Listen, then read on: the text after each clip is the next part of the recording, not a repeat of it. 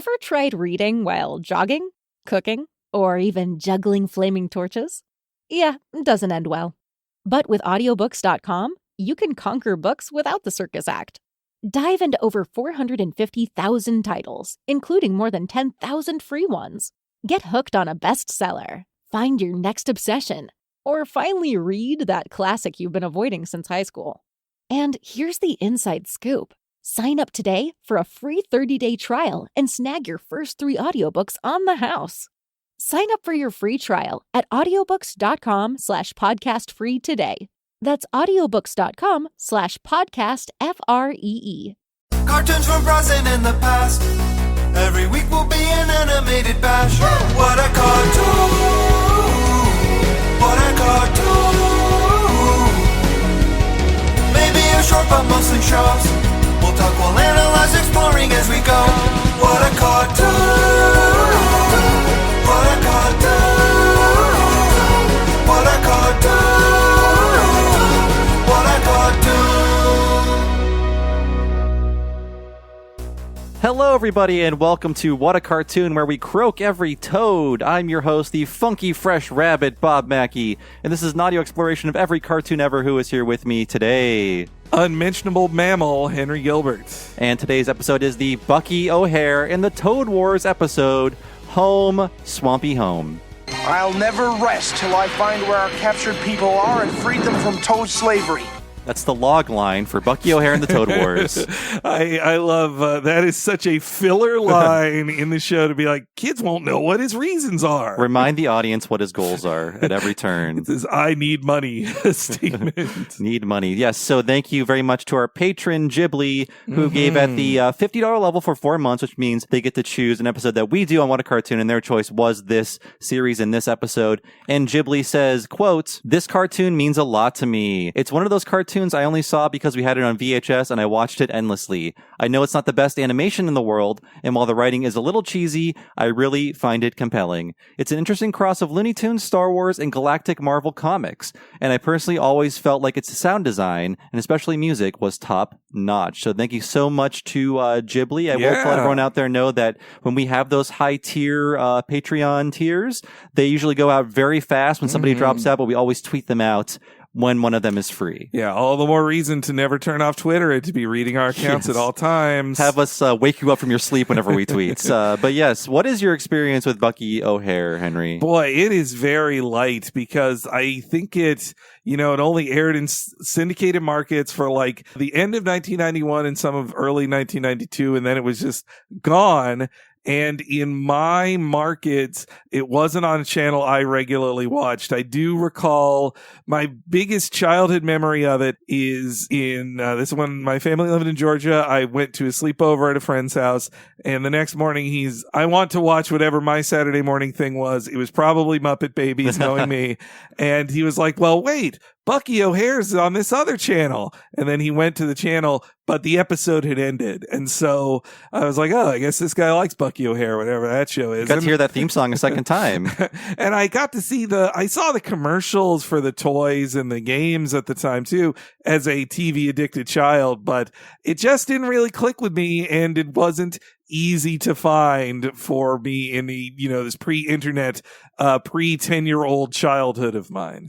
Yeah, I was a Ninja Turtles watcher at the time, and even before that, and this is very much in that vein, and I should have liked it, but it was never airing on any station that I had access to. This is a syndicated show, which meant if your local network wanted to buy it, they would. If not, you just wouldn't see it. So in my case, I don't believe any local network had purchased the show to air on TV, and if they did, maybe they aired it like 4 a.m. on Sunday or something crazy like that, which often happened in certain markets. But yeah, this was part of a huge media blitz we'll talk about soon, but it totally passed me by. Like, I would get little glimpses of it. Like, I would see the action figures, I would see the NES game and the arcade game, and I was kind of vaguely aware there was a cartoon, but I just didn't know how to access it. So the cartoon completely passed me by, but I was aware of the characters, and I believe I probably just rented the NES game, but the TV show was just not available to me, and this is like the first time I really watched it. Ghibli's experience of watching it on VHS as a kid does remind me of for me, a similar thing that happened was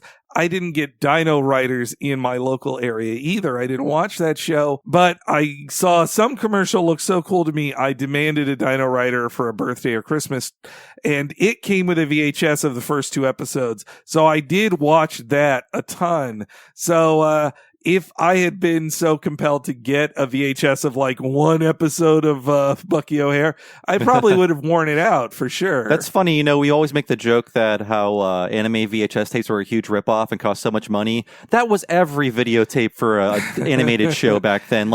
There were 2 Darkwing Ducks per VHS tape, 2 Ren and Stimpies. It was the format. Yeah. That Earthworm Jim as well. That was all my Earthworm Jim VHSs were just 2 exciting episodes with special extras.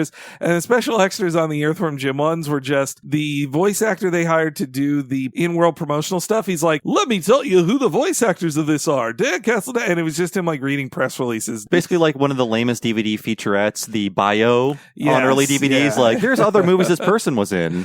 Yeah. Sorry, other, yeah, never mind. And Bucky O'Hare, yeah, again, I must have seen the toys on the shelves, but I watched a video recounting all the toys, going over all the ones released. And I was like, yeah, these were not the kind of toys that pulled me in 91 because I liked sword guys over laser guys. And by 91, I was starting to get into superhero toys hardcore. So all my toy choices were either going to sword characters like the Ninja Turtles or just a Spider-Man or a Wolverine. So let's get into Bucky O'Hare's history. And it all begins with a little guy named Larry Hama, who I'm sure we talked plenty about in the G.I. Joe episode. That was probably over a year ago, but he had to come up because he's so essential to G.I. Joe, a real American hero, that line of comics from 1982 to 1994, I believe. Yeah, Larry Hama, just from his comic book career, is an underappreciated gem of comic books. He's he comes from a military background, but also a minority background, both of which are not very well represented in mainstream comic creators, especially in the 80s. So it's an interesting life he lived up to becoming a comic book creator. And yeah, definitely if you listen to our G.I. Joe episode about There's No Place Like Springfield, I talk about his, and Jeremy Parrish knows a ton about him too. He was our guest on that episode. I talk a ton about Hama's background, specifically at Marvel, that put him in the position to end up writing cartoon character bios for people. Oh, that's right. Yeah. So Hama is now 70 years old, Japanese American, as you said.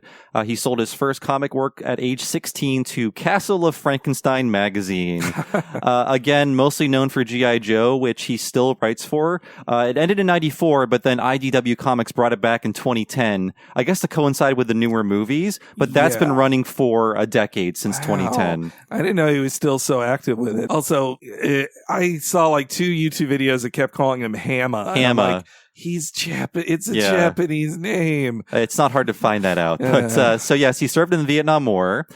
He was an actor. He was on MASH a few times. He had a lot of bit parts. He's a musician. If you were an Asian actor in the 70s, you'd probably make at least 2 appearances on MASH. Oh, that's for sure. Yes. And he was behind a Marvel comic called The Nam, which was a Vietnam comic, which sounds insane to me. It's a really crazy comic. Yes. Is it like Sergeant Rock, but in Vietnam, or is it realistic? It's kind of in between those two, because the Sergeant Rock comics were just pure propaganda, but also gritty in the way of just this is written in a lot of cases by guys who did serve in World War II. So Sergeant Rock comics, or its competitor Nick Fury and the Howling Commandos, those did have a certain gritty edge to it that boomer kids really loved. And Hama, I think, wanted to recreate that for the Nam in comic book form, but also talk about how it was actually pretty fucked up and these guys didn't want to be there and it was wrong. I only also remember about the Nam is that the Punisher appeared in a couple of those comics. Like this month, special guest star, the Punisher. Good thing he's on our side.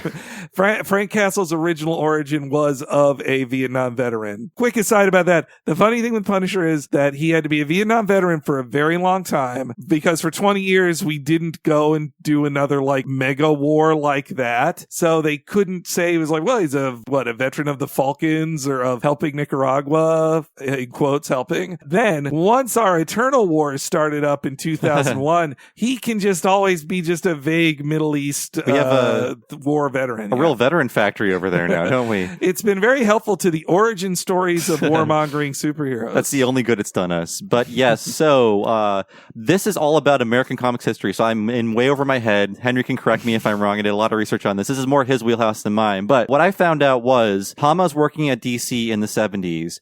And in the 70s, Marvel is kicking DC's ass, mostly because they are just flooding the market with titles. Mm-hmm. So DC is going to do the same thing to compete with Marvel. And part of this initiative was, we want creator-owned and creator-driven comics. Please submit them to us at DC. And Hama had his own ideas, but basically he was like, okay, let's see the contract first. DC's like, no. Give us your work first, and then you'll get the contracts. Yeah, I seen a quote with Hama saying, like, a handshake agreement's worth the paper it's written on. Which, that's I like that saying. And actually, his lawyer was the same one who represented Siegel and Schuster, the Superman creators, a few years earlier. And he was like, do not trust DC. Yeah. So, yeah, the 70s were an interesting time for America. No, sorry. I'll edit that in. but for the comics industry, at least for the two biggies of Marvel and DC, Marvel was coming off of their complete rebirth in the 60s, and DC could never be the cool one to Marvel. DC was boring, but they didn't like accepting that they were boring, so they kept trying to catch up and be cool with Marvel. And a big part of that was trying to get Marvel creators over to DC to work on their stuff. And in cases of like megastars, they would offer like more creative freedom, or even creator ownership. Now, these creator-owned stuff really only came into practice in DC in the late 80s, in like pure them actually executing on it with series like The Sandman and Preacher, and all the Vertigo books are like partial creator-owned or fully creator-owned.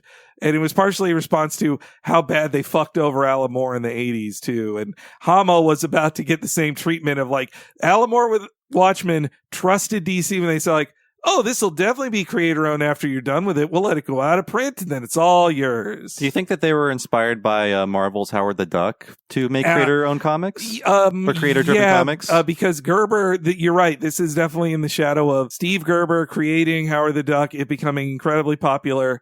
Him trying to say he was the owner of it and suing Marvel and then losing, it really did spark. I mean, it's all part of a crest of a wave that included Neil Adams, who I believe will come up in a second here. He's a big part of this. But yeah, the 60s, all the kids who grew up innocent, loving Jack Kirby and all the other guys in the 60s, as they grew into adulthood in the 70s, they were learning more and more of how fucked over every creator was before by Marvel and DC, and so they were standing up to it more. I hate to say that the eventual resolution of this is that corporations still won and outlived just about everybody. Yeah, the bad guys won. But at least they were trying. Yes. I mean, Hama was savvy at this point in his life, and he did not want to hand this over. So the idea that he had in 1977 was a rough version of Bucky O'Hare. It's basically a mix of the funny animals in space idea with something he was developing called Newts, which was about mutant kids in space battling toads. And the result was called Buck Bunny. That was the first title for Bucky O'Hare. And it's supposed to be like Buck Rogers. That's what the Bucky O'Hare thing is a reference to. Of course. Yeah. I don't know how I didn't get that. Nobody knows about Buck Rogers anymore, or Flash Gordon. Before anything could happen to Hama's work, before he could turn it in or get a contract, the 1978 DC implosion took place. Oh boy, yes. A tragic day for DC Comics in which DC just canceled, I believe, like 18 of them outright, and then maybe like 10 more over the next 6 months to a year, just because of so many things were happening at once to sort of destroy DC, including stagflation, the famous stagflation of the 70s, and things like blizzards on the East Coast in the late 70s were causing major problems. So they decided to cut anchor and just get rid of a ton of titles, and Hama was unemployed. Yeah, it's one of the darkest days in mainstream American comics history because, like, there were finished comics, like hundreds of pages of work work that never got to see the light of day because their books just ended, just like got chopped off because of that. And, you know, it's something when you compare American comic business to other countries that have big comic businesses like England or France or Japan, you do need to think about real estate, like to ship around all the comics in Japan or England or France. That is nothing like the amount of miles you have to move books all around America to sell them in America. That's true. I assume that they were printed in New York or on the East Coast, and that's what was preventing them from moving out, was all the blizzards that were happening. Yeah, for the very longest time. And the roots are still there, at least for Marvel and DC, was like just about every other publishing thing. It was in America. It was based in New York, and it traveled outward. Like in the last few years, DC has moved more and more of its business to Burbank, and they've pretty much closed their New York offices. But Marvel is still sticking around there. The comic side is in New York. Obviously, the movie making side is still in Los Angeles. They have to be there. So in an interview, Hama pointed out that one of his buddies at DC was Al Milgrom, who handed in Firestorm before getting a contract, and that is now a DC character. Mm-hmm. So Hama was correct. Milgrom got fucked hard on that one, which is really sad. I love Al Milgrom. He's just was kind of a workman-like inker who was just like, oh, Al Milgrom, you can count on him to get stuff in. And he got fucked every place he went. He got fired by Marvel because he put in a cheeky joke about an EIC getting fired. Oh, I didn't know this. This is in the late 90s. Bob Harris, the EIC of Marvel, got fired, and Al Milgrom put like in a background line, like there's a bookshelf in the background and letters line up on the bookshelf that if you look closely, it's just like good riddance, Bob Harris, or whatever. He could have been a little more subtle about it. Yeah, so he got fired, unfortunately. But Milgrom, what happened with Firestorm, like I think that's the most famous of them, but it really messed up the things for most creators at DC. Yeah. And Hama was very savvy and some might say a bit cynical with the idea behind Bucky O'Hare, because this surprised me, given that he does not really care for the animated series. From the ground up, this was designed to sell toys and to be a cartoon. Mm-hmm. The characters were designed so that the toys would be identical to how they looked in the cartoon. This was a reaction to Star Wars, not the movie, but because of Hama's connections, he knew that a big problem with early Star Wars merch is that the spaceship designs were too complicated to sell profitable figures. So he wanted very streamlined, easy to manufacture toys that could easily be replicated in an animated format without losing anything. We talked a little about this on the Ghostbusters one too. They're like, they had to completely reformat like the Ecto 1 and these other things because a toy is a certain size, and when you start with what the size of a toy of a figure is, you have to build their vehicles around them, and once they get too big, you leave a price point that kids can't buy. So from the ground up, this is a very, very toyetic show, to the point where if you look at the character designs, like they've got these like plugs around them for like accessories to hang off. They have little like holes in their feet to be like put onto play sets and stuff like that. The animated characters have those things on their design. That's so funny how cynical it is, because like it is the villains of it are like satirical ultra consumerists, but then this was made in the most like consumerist of templates of like, no, this has to be a good toy first, then I'll figure out whatever these stories are. That always comes last. So Larry eventually made a deal to do Bucky O'Hare a few years later for Continuity Comics, which was an independent comic company founded by Neil Adams. It lasted from 1984 to 1994. Mm-hmm. Henry, what is a very interesting short bio on Neil Adams? He's done a lot. Oh, yeah. I know you know a lot about him. Yeah. Neil Adams in the 70s was one of the most prolific comic creators and iconic. Like his Batman and his interpretation of DC heroes were ones interpreted by everybody else in the 70s. If Jose Garcia Lopez also really set the tone of it, but them together set what 70s DC was. If you see a blue cowled gray suit Batman jumping forward and doing like a dynamic pose, it's probably Neil Adams. Okay. Like the repopularization of the Joker, like that was Neil Adams as well. Like him doing the art on Denny O'Neil Joker stories. And he also did the Green Lantern Green Arrow comics with Denny O'Neil that was about the hard traveling heroes, and it's kind of sort of political and everything. But he was a very influential artist. And then in the 70s, he also was he used that power to really speak for creator rights in a way that few in his generation did. He was a big proponent of Siegel and Schuster getting their official recognition as the Superman film was coming out in 78. And eventually you can see that push for creator rights is also why he pulled back, and him and his wife, Marilyn, started their own company to publish his own art. And he made up a bunch of superheroes that were in Continuity Comics. Like, that's a terrible name. It's a bad name. I don't like it, yeah. And he had this, Miss Mystic was one of the characters. Okay.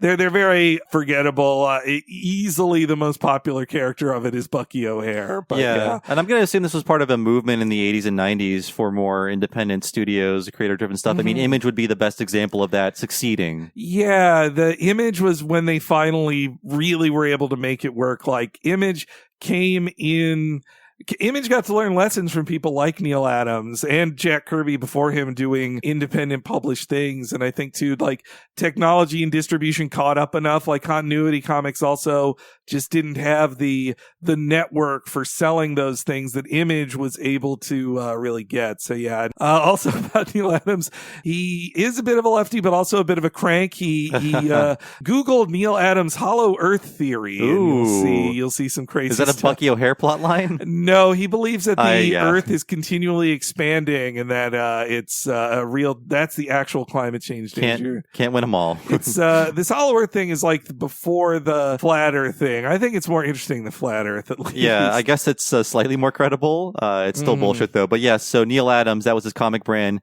Continuity Comics. So Hama was going to write the script and do pencils, and Neil was going to ink. And this is until they met the artist Mike Golden and realized he could do it better than both of them. So Mike Golden is the official Bucky O'Hare artist behind this series. Yeah, I have to admit, I don't know Mike Golden that well. I looked up, what comics he'd done, and he didn't have like a long sustained run on any stuff I read in the 80s, partially because I think the success of Bucky O'Hare made him not have to do as much monthly bullshit, and he just would take on the occasional like fill-in issue or cover if he needed to. Like he has some credits on the NAM. Like though I think it was more Mike Zeck is the artist on that. But yeah, Michael Golden, I like his style, and I know he was very influential to one of my favorite artists, Arthur Adams. He's a really great artist. I did read that. I also saw he's apparently co-creator of Rogue. Oh yeah, that's right. Yeah. But he still does, like, I couldn't find any comics work beyond the late aughts, but apparently he still does commercial illustration work. Yeah. And I guess he finds that more rewarding sometimes because it's always something new. I mean, monetarily too. That too, yes. Yeah. So yes, Bucky O'Hare would inevitably make its debut in the May 1984 Continuity Comics anthology series, Echo of Future Past, #1. So here's where it gets a little complicated. So I believe Bucky O'Hare, the entire original canon series would just run in 1984 throughout the first 6 Echo of Future Past issues. These are all like 52 pages. So there'd be one full-length Bucky story in the first 6. So between 1984 and I believe early 85, that is the first appearance of Bucky. You can see it's a perfect time for Bucky to debut because that is when the most garbage toyetic cartoons are on TV. Yeah, it's like He-Man, Thundercats, Ghostbusters Central. Ghostbusters is better than that, but all designed to sell toys. So you're putting your toy commercial pitch in the pages of this comic magazine. Yeah, and Larry Hama wrote the back of in action figure cards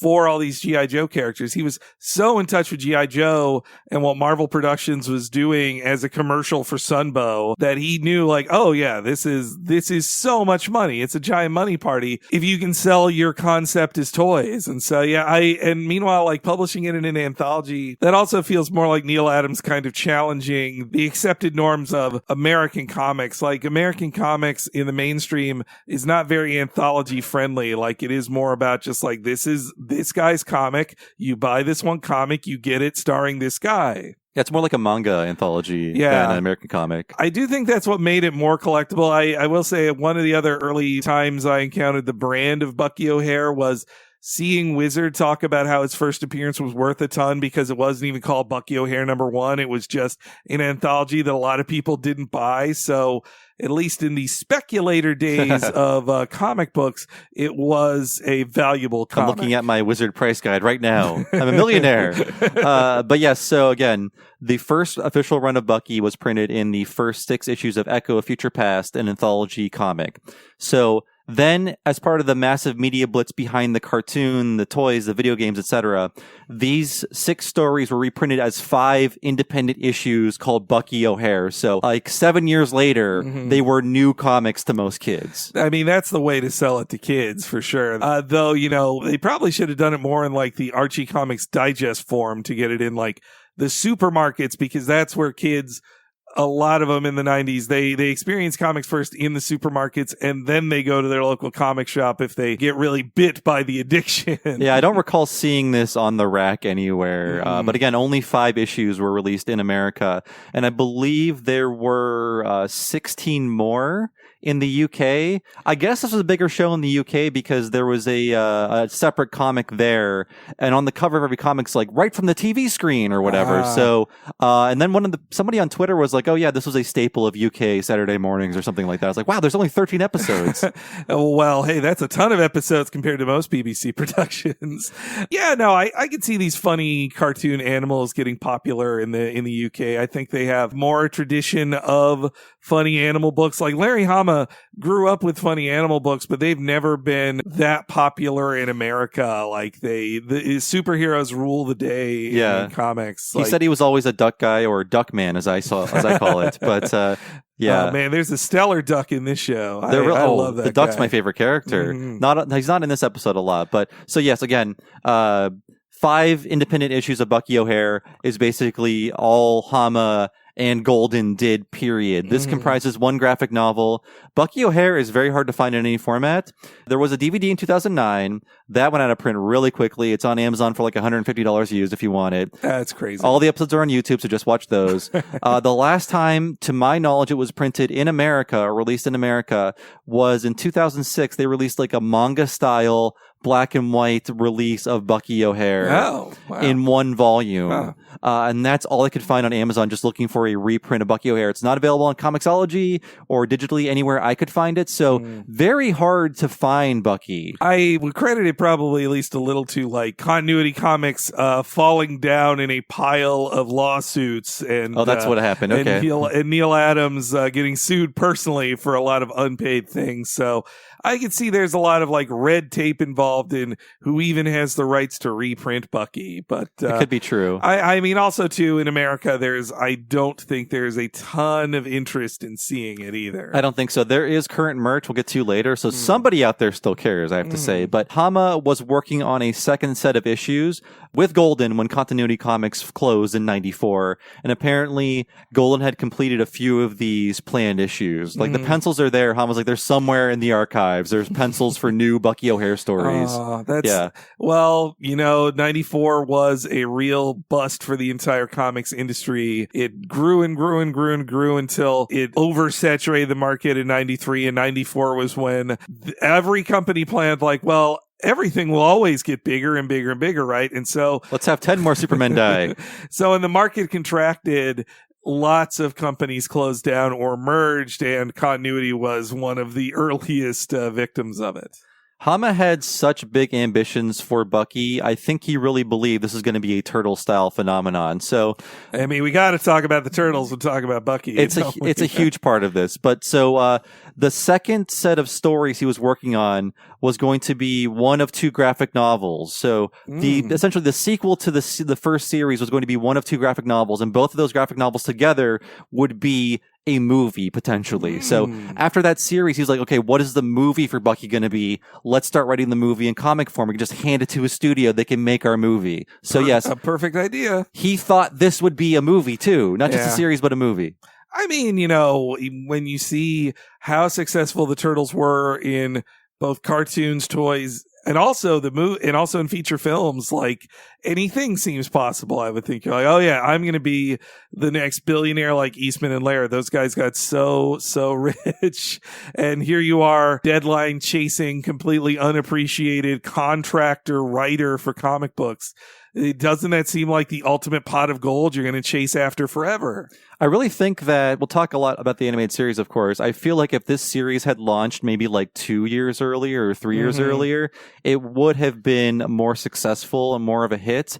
I really feel like after 90, making a Ninja Turtle style cartoon was considered like a little bit tacky. Like cartoons were getting sophisticated with 1990 bringing Tiny Toons, 1991 bringing the Nicktoons, and so on. I mean, they were still making cartoons like this, obviously, but they were definitely on the way out. I guess, frankly, 86 would have been a good year for this, or 88, or something like that. 88 probably, 88, 89, I think would have been the right time. You know, kids grow up so fast that those things were only made for kids. And once you're 8-year-olds or 12, they have become sophisticated enough that they don't just want another similar thing. Yeah, I mean, time goes by so slow when you're that young. And I remember, loving Ninja Turtles. And then by 91, just kind of watching it out of habit and thinking it was stupid. When I was watching Ren and Stimpy like the other day, like, Turtles is kind of bad, isn't it? Or Tiny Toons would make fun of the Turtles with their tattooed... No, immature radioactive samurai slugs. Thank you. I love that song so much. But yes, let's talk about the animated series, which is very complicated, and the history of this is interesting as well. So there were a total of 13 syndicated episodes, which aired weekly from September 8th, 1991 to December 1st, 1991. So all in 13 weeks, just done. It's over for Bucky O'Hare after that. Yeah, which, that also shows, I get a feeling there's a lot of like budget concerns that shows they didn't have like Ghostbusters, for example. They got so hard behind that they're like, we got to produce 65. It's got to be the real weekday syndication.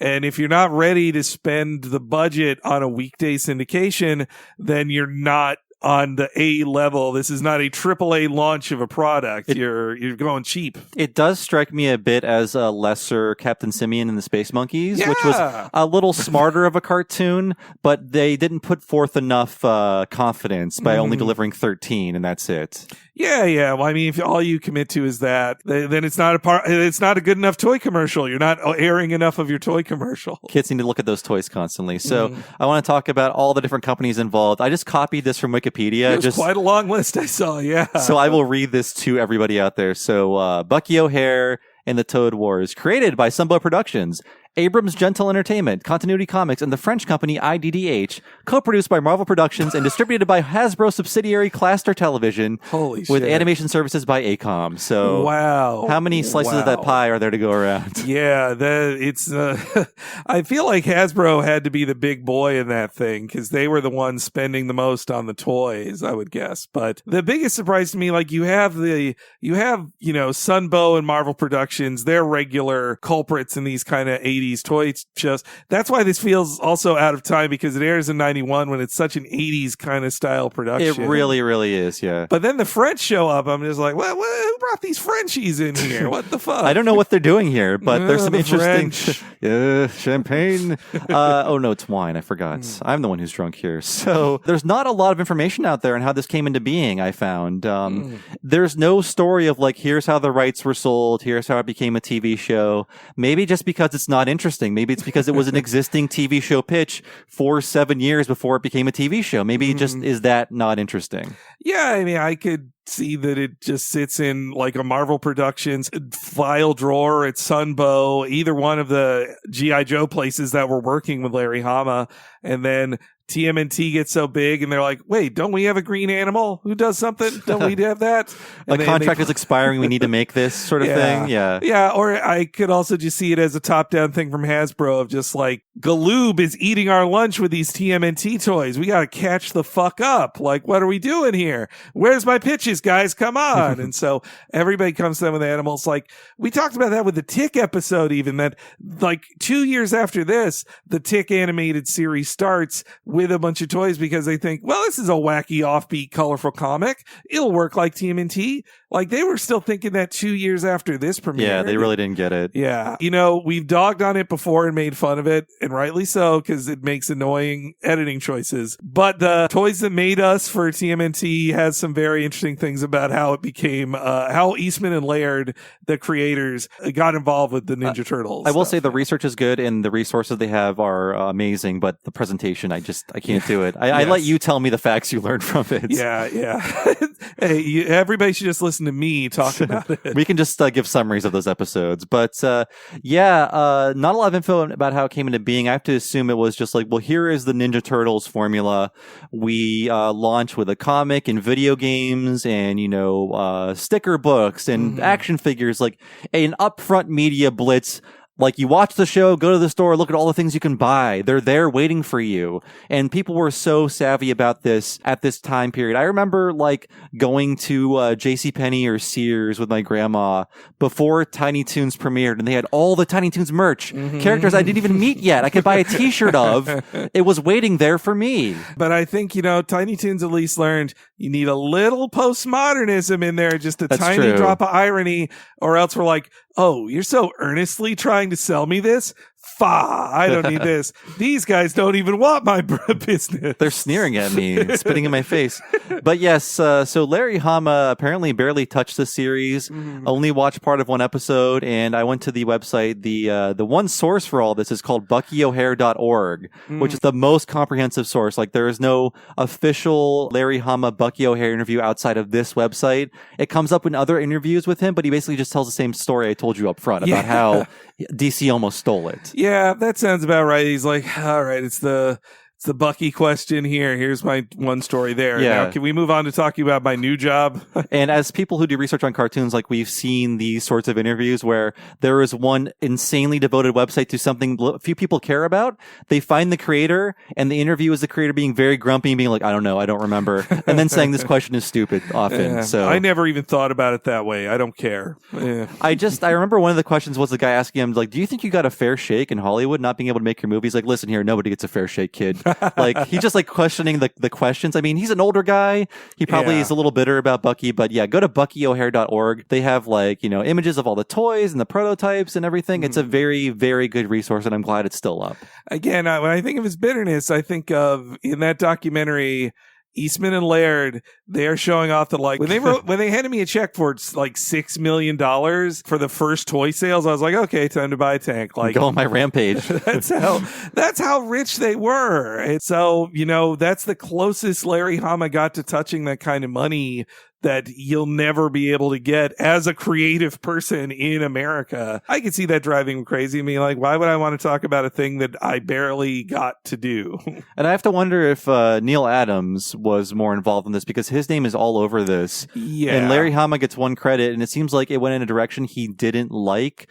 And one of the things I got from the interview on BuckyO'Hare.org is that he wanted the Ramones to do the theme song. If he had his own way, that would be cool. Yeah, it would have been cool. But my question for Hama is, I feel like he's on a bit of a high horse because, like, dude, you pitched and made an 80s toy cartoon. That's exactly what this is. Like, what did you think it was going to be? You fully envisioned this as toys. Like, this was toys from the beginning. But I guess in execution, the Neil Adams part of it, that makes a lot of sense to me, that I could see Neil Adams, tragically, that Larry Hama's like, oh, this will be creator owned at this other guy's place. Neil Adams, an artist, he wants to fuck me.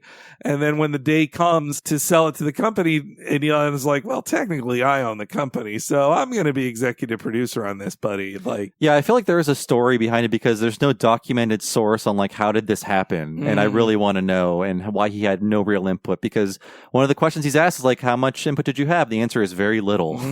So it seems like he wished he had more. Yeah, I believe that. I think the show might have been a little stronger if he had been. Yeah. One of the frustrating things about doing research for this is that I was telling Henry before the show that the same people who made this cartoon, they were part of the factory who made every one of these kinds of cartoons. So like, everybody on this staff, like a voice actor, an animator, a producer, they have 1,000 credits. they have so many credits because they made every toyetic cartoon of the 80s and 90s. It just like is what they did, and they were very competent at it. I'll say that. Yeah, it's just down to like a factory thing. Like there was not much artistry to it for anybody, and so it just kind of goes from person to person handing it off, and also like as we'd find out about the Simpsons production, but I definitely think it was normalized. Was like, you're not year round on a show. You get hired to board on an episode, and maybe you'll get to board for a whole season. But once that season's over, even if there's another season coming, you've got the summer off. And so you just kind of cycle from job to job. Find a way to feed yourself. Go. So that's why when you see like boarders and layout artists or character designers have like 8 different TV show credits within the same year on IMDb, it's just because they were all just jumping around in the machinery of Sunbow, Marvel Productions, and Filmation, and all the other shit merchants. That's when we look at when we look at Simpsons directors, it's like, how did you have time to be a sheet timer on 8 episodes of Rocko's Modern Life? I don't understand, but they were on hiatus. Yeah, but no, and it's just sad. I mean, this has been talked about a little recently because the new Thundercats show has premiered and people hate it. Yeah. But the episodes are actually out there. It's not just people hating it based on the opening. They've now seen the first 2 episodes. And, I've seen it spread around. People going like, man, they were way better in the 80s. Like, no, absolutely not. Apparently no way. that 2011 remake was the best one that no one really watched. I'll have a talk about that. Sure. But if you're defending the artistry of 1980s cartoons, like every person who worked on them would be the first to tell you this was bullshit. Yeah. These were all garbage. It was a job, and Yeah. I did it. So we can talk at least about the supervising director of the series. The credited supervising director is Karen Peterson. A girl. Girl. So she started in animation in the mid-70s as an animator at Filmation. Shows like Fat Albert and the Cosby Gang, or Cosby Kids, rather, and Tarzan, Lord of the Jungle. And she has a ton of animation credits up until 2014, and I like to assume she retired after almost 40 years I would hope in so. animation.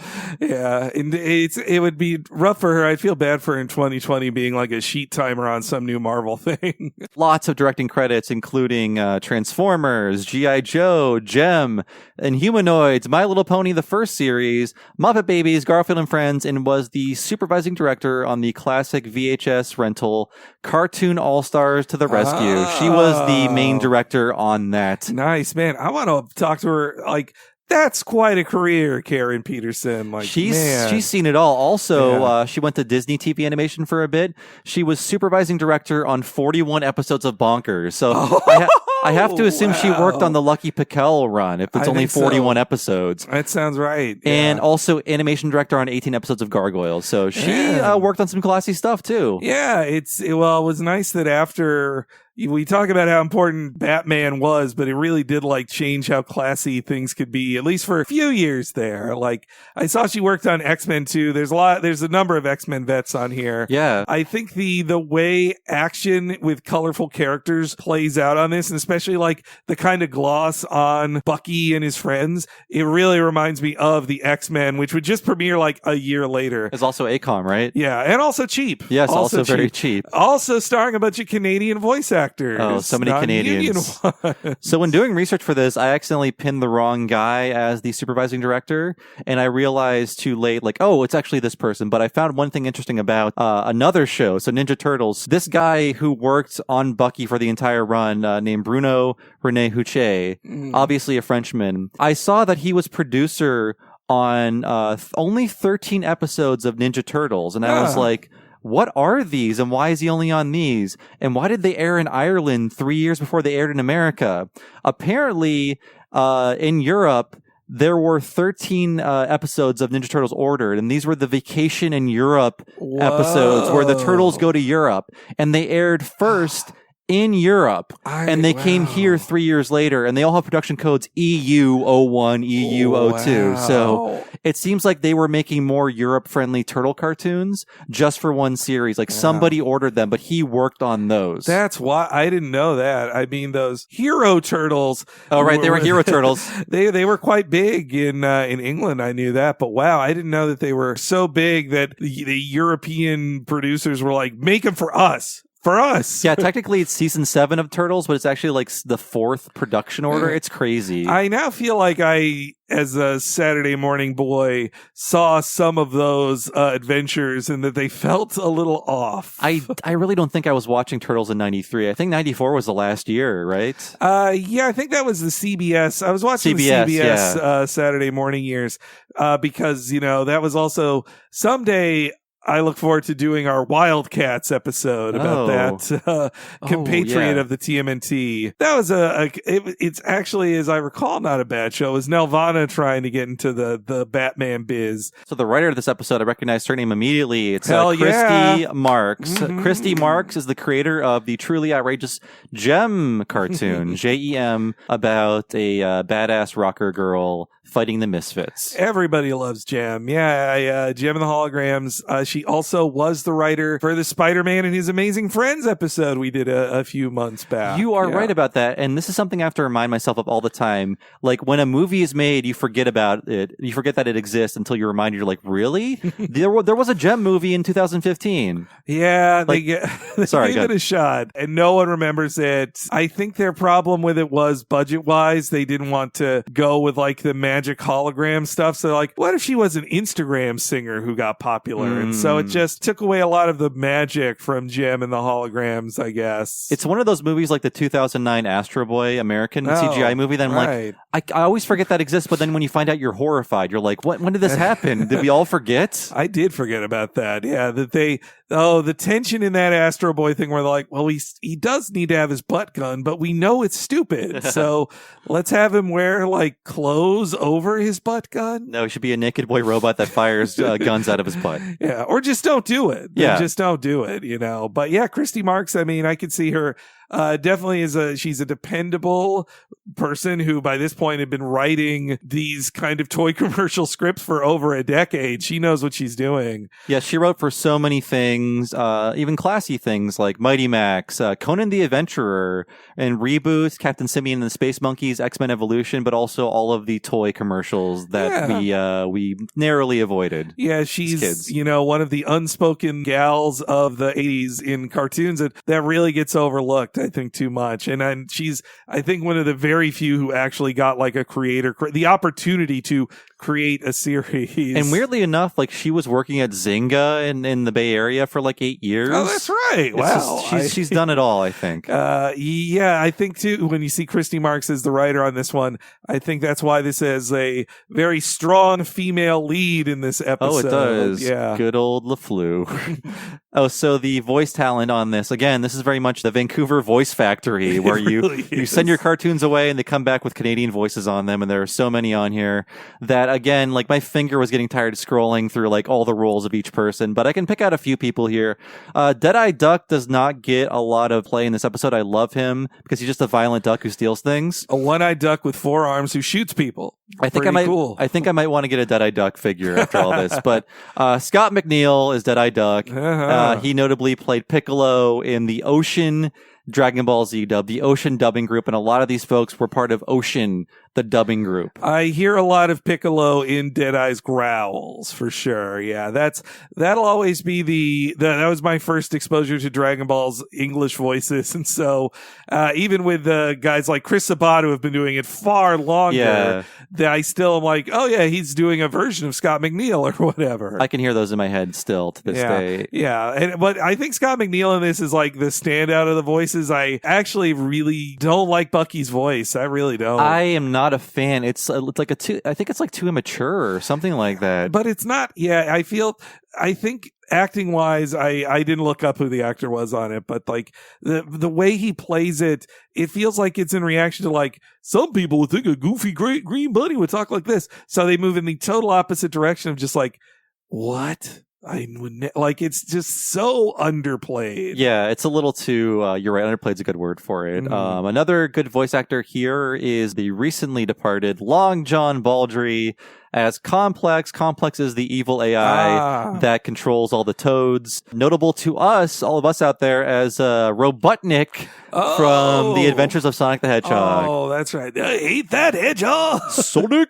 Yes, yes. Sonic. Very good role. I think I like that more than the Jim Cummings Robotnik. Yeah, which folks, if you haven't watch the OKKO Sonic episode, because Jim Cummings is in it, but they ask him to kind of do an impersonation of the Lord's Robotnik instead. Very, very good. Yeah. I want to go over some of the other Bucky O'Hare products because there's not much more to talk about the cartoon. Again, 13 episodes. It was produced by the Animation Toy Factory, and then it was just over. But go ahead. Oh, I did want to say, borders on this episode at least included Boyd Kirkland and Frank Power, who would go on right after this to work on Batman the Animated Series, and the immense success of that led to them having like major roles on Gargoyles after. Okay, so, cool. Yeah. So the Borders have a lot of skill here on this episode. So yeah, again, this was part of a major media blitz, just launching all in the fall of 91 and just like ending immediately after the launch. So there are a few products. I know about this whole series from the NES game as a super tuned into games kid, released in January of 92, which is just right after people stopped caring about NES games. Yeah, boy, what a bad time, because the show's over at that point too. But I totally get why they did it. Like, why they went to Konami. They're like, who did the popular Turtles games?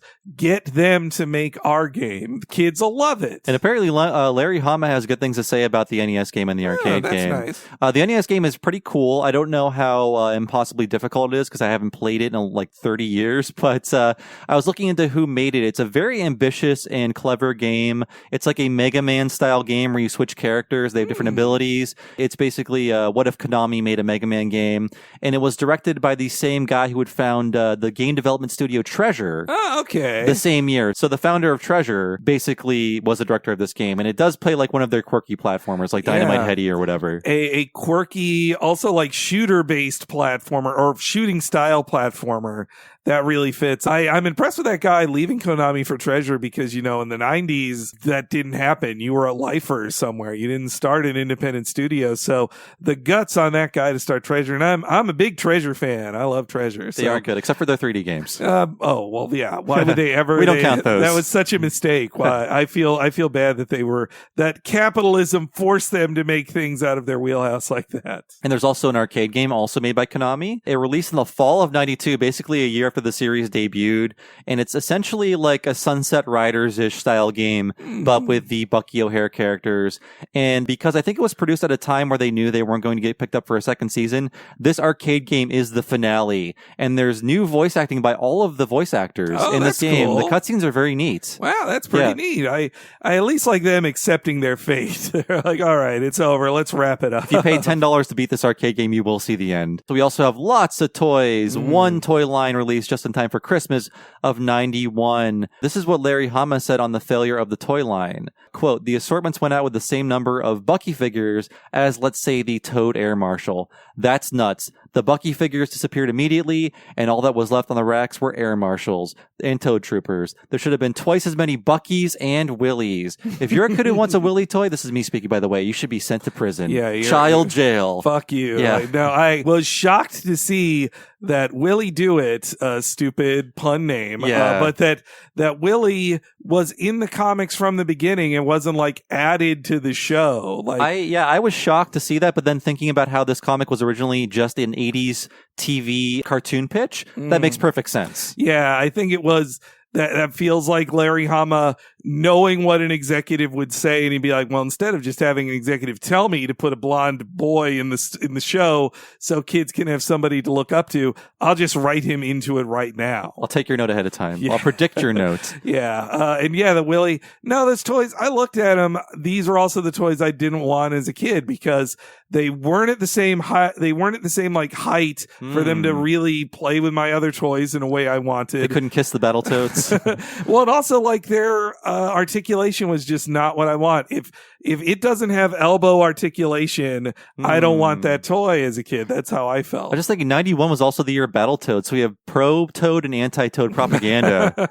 Battletoads couldn't even afford more than one episode. They got a pilot out. It's a bad one too. Oh yeah. So there was a second line of toys that made it to the prototype stage pretty far into it, and they were never manufactured. And the third line of toys was in the very early stages of like sculpting and figuring out the toys. You can see all of these images and videos of them online. So they were always thinking way ahead, like Bucky will be huge. Let's work on seasons 2 and 3 in the movie. Let's make new toys. But nope, it didn't work out for them. I mean, toy production takes so long that you have to be working on your second wave before your first wave comes out, or else you're leaving money on the table if it's a hit.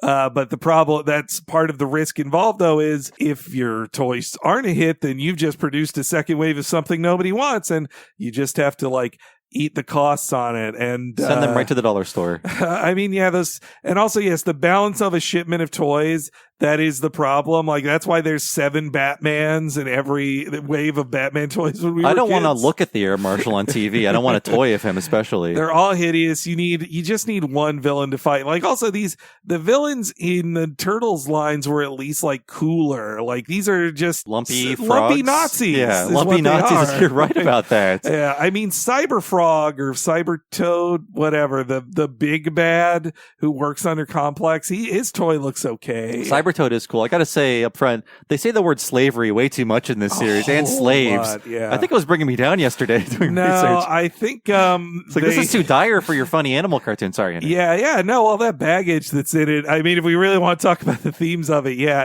it was bringing me down, man, as Space Ghost says. The things they were speaking to in it, I was like, this feels way too heavy for a kid show. Like, I think part of the appeal of Turtles is they're like, hey, cool, pizza, karate chop, more pizza, fun times. And always ends on laughter, like someone dropping a pizza or like a goof 'em up. But this one, it's like, no, this race of toads was corrupted by an evil AI and they're trying to take over the universe and they destroy planets by destroying their climate. And Bucky's planet was taken over and all of the people were enslaved. Mm-hmm. And it's really dire. Yeah, and it's not a happy ending most times. Or when it's a happy ending, it's like the war, of course, continues. Yeah. But we've got new hope. It's like these tiny, tiny victories. Yeah, which though I get why they were thinking of that, because at least in the Star Wars context, because that's exactly what Star Wars was about. Star Wars was taken from the same World War II serial roots of the rebellion fighting against the evil empire. That's what Bucky's doing too. And I know part of what Hama's appealing pitch was of the friction of themes between like a rebellion against an empire with silly cartoon animals. Like, that's part of the pitch. But tonally, it puts you in a weird place a lot of the time. Yeah, it's hard to do your goofy pratfall humor when there are slaves on the screen, you know? Like, hey, it's time. Hey, this character with a funny name. Well, he's a slave, and he's being forced at gunpoint to work. And he'll be tortured soon. Yes. But yeah, so one last thing is that recently in the late teens, our previous decade, Boss Fight Studio has released new Bucky toys with even more on the way in 2020.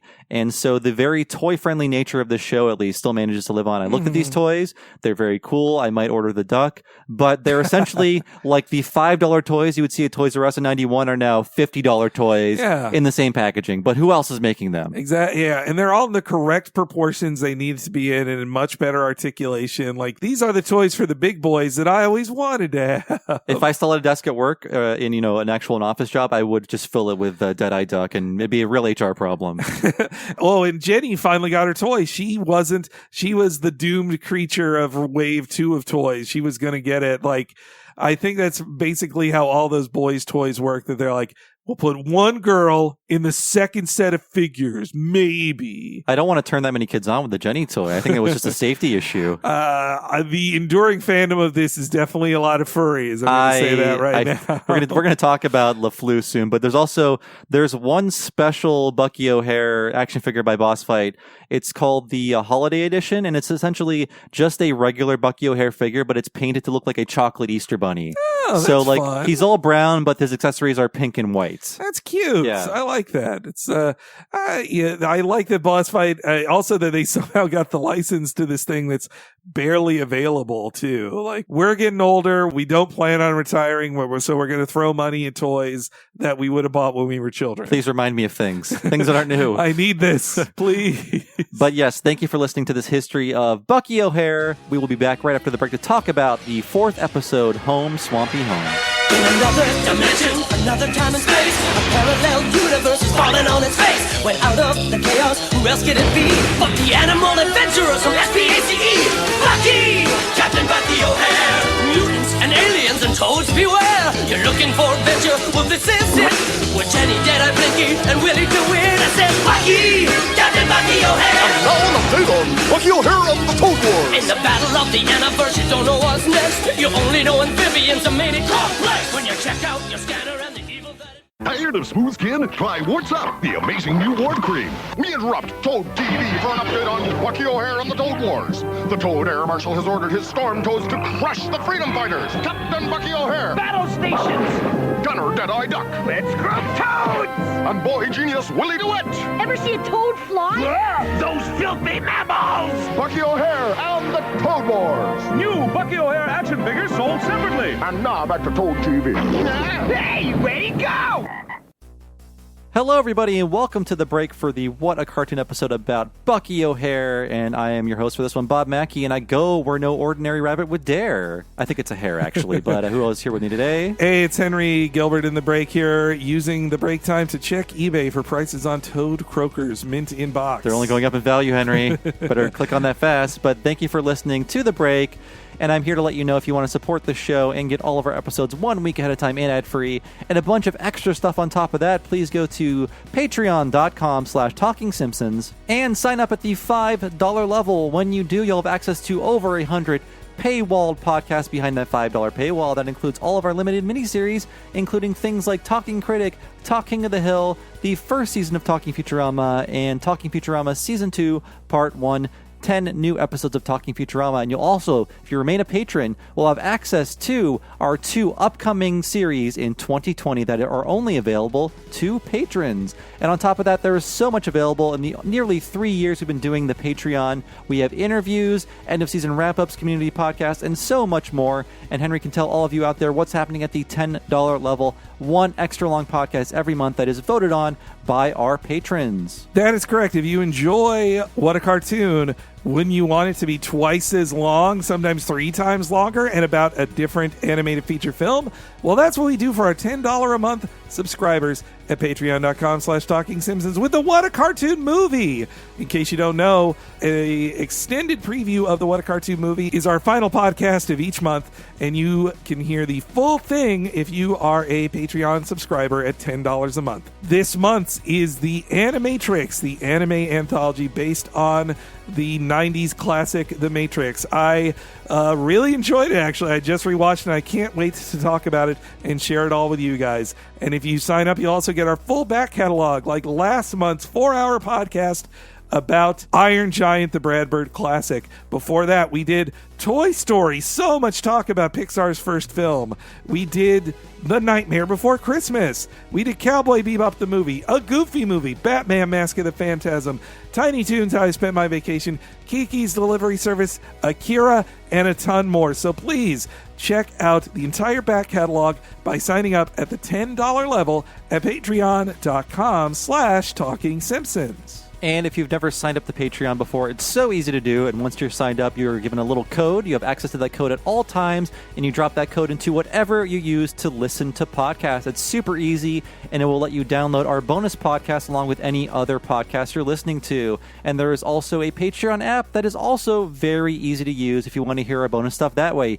Either way, it is so easy to be a patron. You're missing out on so much stuff if you're not. But that's it for our break. We'll let you get back to more Toad Croaking fun with Bucky O'Hare.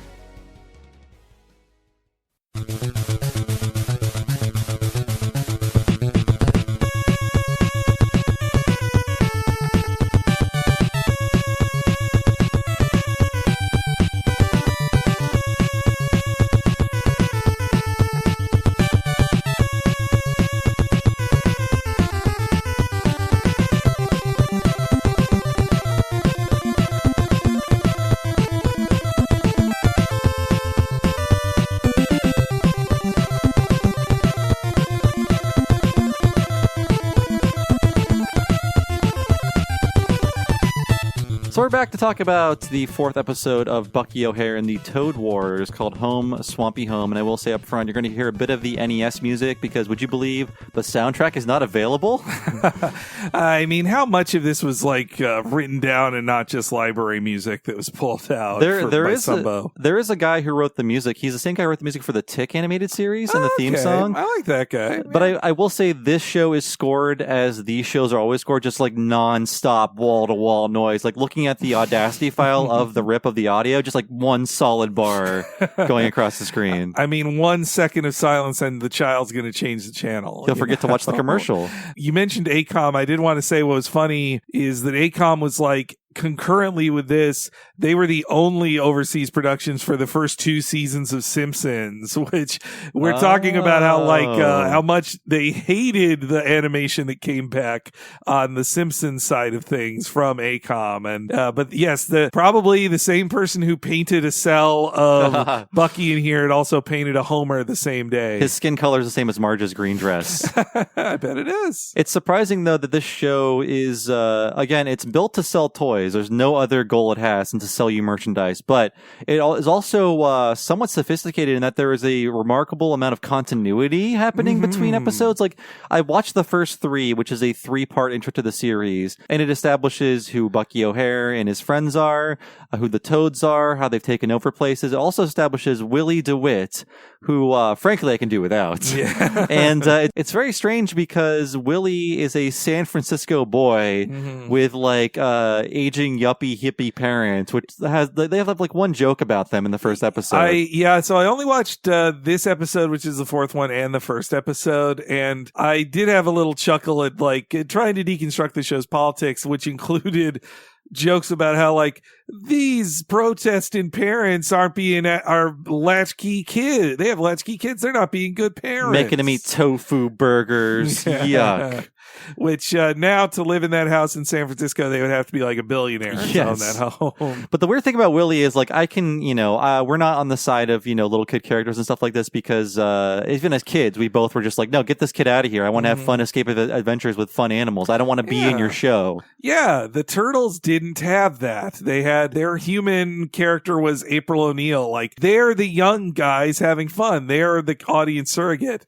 For the Turtles, you're like, I pick one of these 4 to be my characters. But, this feels like it comes from an even older style of show of like how on Transformers, they're like, well, we need this little kid to hang around the Transformers and say how much he likes them. Like what's that Scooby-Doo guy, like Zim Zam or whatever? Oh, Flim Flam. There we go. Flim Flam, yes. They just added a kid to Scooby-Doo after adding Scrappy-Doo. Yeah, they're like, well, Scrappy's hanging out with... They cut everybody but Daphne and Shaggy. Like, well, who's going to hang out with them? Well, we got Scrappy. But we also need a hustler kid who steals things, who always has a plan. The little urchin. But yeah, the weird thing about Willie is, so plot-wise, Willie ends up in Bucky's world because he's a science genius. They both like throw a lever at the same time, and Willie, through his like bedroom closet door, enters Bucky's world, which I thought like, okay, fine, I'll buy this conceit. You need to get the kid into this world. What happens though is the cartoon makes a choice that Willie can freely enter and leave this world whenever he wants, when in the comic it's like, at the end of this story arc, Willie is just trapped in the world because his parents like activate the machine on accident or something happens where Willie is now just, okay, I live in Bucky's world now. In the cartoon, he's like, no, I can just leave whenever I want. If I was Willie and I had an adventure with these guys, I can't be like, okay, I'm helping a race of rabbits free slaves. Time to do work on my math homework. Yeah. Like, how do you go back and forth between these realities? After I've seen all this destruction and warfare, I have to play with a remote control plane. Yeah. He shouldn't leave ever. The sense of sacrifice and being stuck there, that's more interesting to me. But that's even like what fucking Sonic X did, like that terrible show Sonic X. They gave him a kid friend. But at least they had the kid be like, will I ever get home? Like there's that kind of tension, and it feels like an odd choice for a show that's full of like warfare and slavery, that they're also like, well, we don't want kids to be too worried about this kid. He needs to be able to get to bed on time. Yeah, I was wondering about the justification behind that choice, but you're probably right. Like I like, as much as I don't like Willie, I like Hummus' choice where it's like, no, Willie lives here now. Yeah. He's part of the fight. But now it seems like they have to like pull him from the real world when they need him to solve problems. It's like, guys, you're trying to free slaves and fight an empire. How's this 10-year-old flying a plane going to help? Get your shit together. I mean, though, as it's constructed, I like the idea that Willie, for kids who watch it, the idea that a kid could be like, oh, in my imagination, when I open my door, I'm on the spaceship and I'm having all these fun trips. Yeah. I can see that. I like that. But they should have ended it with him trapped there. And it's part of the story is his search to get home. But despite all of the danger they put every animal character in, it seems like they didn't want to do that with their human character. And they wanted him to be able to come back and forth from it. It's just funny because when he shows up in this episode, they're like, okay, Willie, suit up, put on your battle armor. It's time to fight in a war. Yeah, put down your fucking planes and get over here. Sorry to go on about this, but I thought I didn't realize he'd be a recurring character where when he left in episode 3, I'm like, oh, he can go back. And that was the end of that character. He helped them with more problems. It's like, no, they just get him when they need him. Yeah. And I don't like his design either. I mean, no, I don't like his mop of hair, this blonde kid with glasses who's just like, I'm a plucky dork. But I will say I do like the designs of all the hero characters. Up front, they are the most 80s action figure ass things on the earth, designed to be action figures. And I do like Bucky and Deadeye and maybe Jenny a little, her weird thong and boobtastic armor. Look, the boob I don't know armor, about that. her leggings, I love her giant 80s hair. Oh, her That's hair my is favorite bit. So crazy, like Elvira hair. I think as a kid, I stupidly thought she was also a rabbit because I'm like, yeah, 2 rabbits working together. No, she's a cat, which I never even thought about what animal she was actually until you brought it up. They call her a cat in the first episode. There actually are some fun statements on sexism. I like that she, in her first appearance, is the frogs going like, oh, I thought it would be somebody scary. It's just a cat. I think I'm being insulted. And then she beats him up. That's a good scene. She doesn't really get a cool name though, because we've got Jenny. Bucky O'Hare and Deadeye Duck and Blinky and Bruiser and Jenny. Yeah, Jenny. Yeah. Though in this episode, Jenny is clearly the second in command and she takes over and is bossing everybody around when Bucky's not there, which I like that. You're right. The women do take charge in this episode and more than you would expect from a series like this. Yeah. And this, and I mean, this doubles up the furry sex appeal with another new character who I believe was created for the show and wasn't in the comics. We're talking about LeFleur. Yes. Yeah. You know what? When we get to her, I'll read something. I've got a treat for you listeners. We've got some fanfic. I will say BuckyO'Hare.org has additionally 3 seasons written of the show that fans wrote themselves. Of course. I didn't look at that, but I bet Mimi figures into a lot of it. I would think so. This episode sets up quite a lot for her to be an interesting character down the line. She gets a ship and she names it. I mean, she does come back later in the series. But yeah, I guess the opening animation is fine, and I like the song. Okay, Bucky, Captain Bucky O'Hare. Yeah, it's very much like Meet the Crew, sort of premise explaining theme songs with maybe too many. It's how you did it then. Yeah, with almost too many lyrics, where it's just you're over explaining this, but it's all a pitch. It's all a pitch to kids. I think that's the difference of the times in Transformers or G.I. Joe. Those are very directive, G.I. Joe, they do this and they do this other thing. These are who they are. Here are the villains. but in Ninja Turtles, they're like, it's this guy. He's a radical rat. Wow.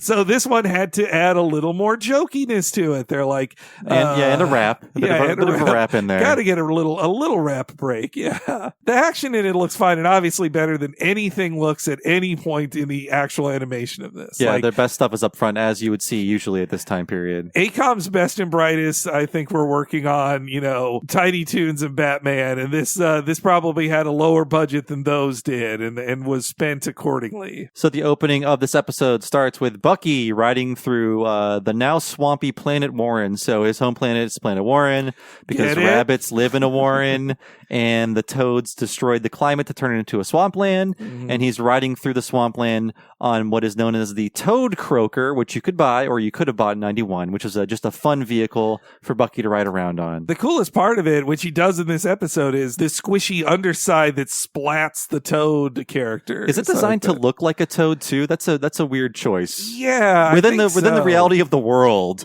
it's a strange choice. Yeah, I mean, all of the ships look weird in this, I have to say, but that's because they were designed first for how they would be produced. Oh yeah, the Toad Croaker is just like a giant blue toad you ride around on. Yeah, I guess perhaps then the name of it is a toad that croaks other toads. Yes. I think croak. Yeah, I mean that's their word for die. Let's kill or kill. Let's croak some toads. As was the Bucky slogan, I guess. Though I like in this Bucky world that when a ship explodes, their version of the G.I. Joe parachute is like a little air bubble that floats in space. That is true. Although there is one ship exploding at the end of this episode, I'm like, they're dead. Yeah, this guy's dead. So yes, Bucky is on his home planet, looking around for something we don't know what. And he calls the crew. Bucky O'Hare to the righteous indignation. Do you read me, Jenny? Yes, loud and clear, Bucky. Any sign of trouble? Negative. No enemy patrol spotted yet. But there's got to be more toads around there somewhere. Bucky, me boy, I wish you'd let old Deadeye come with you. My fingers are itching to fry the warts off a few dozen fly-munching toadies.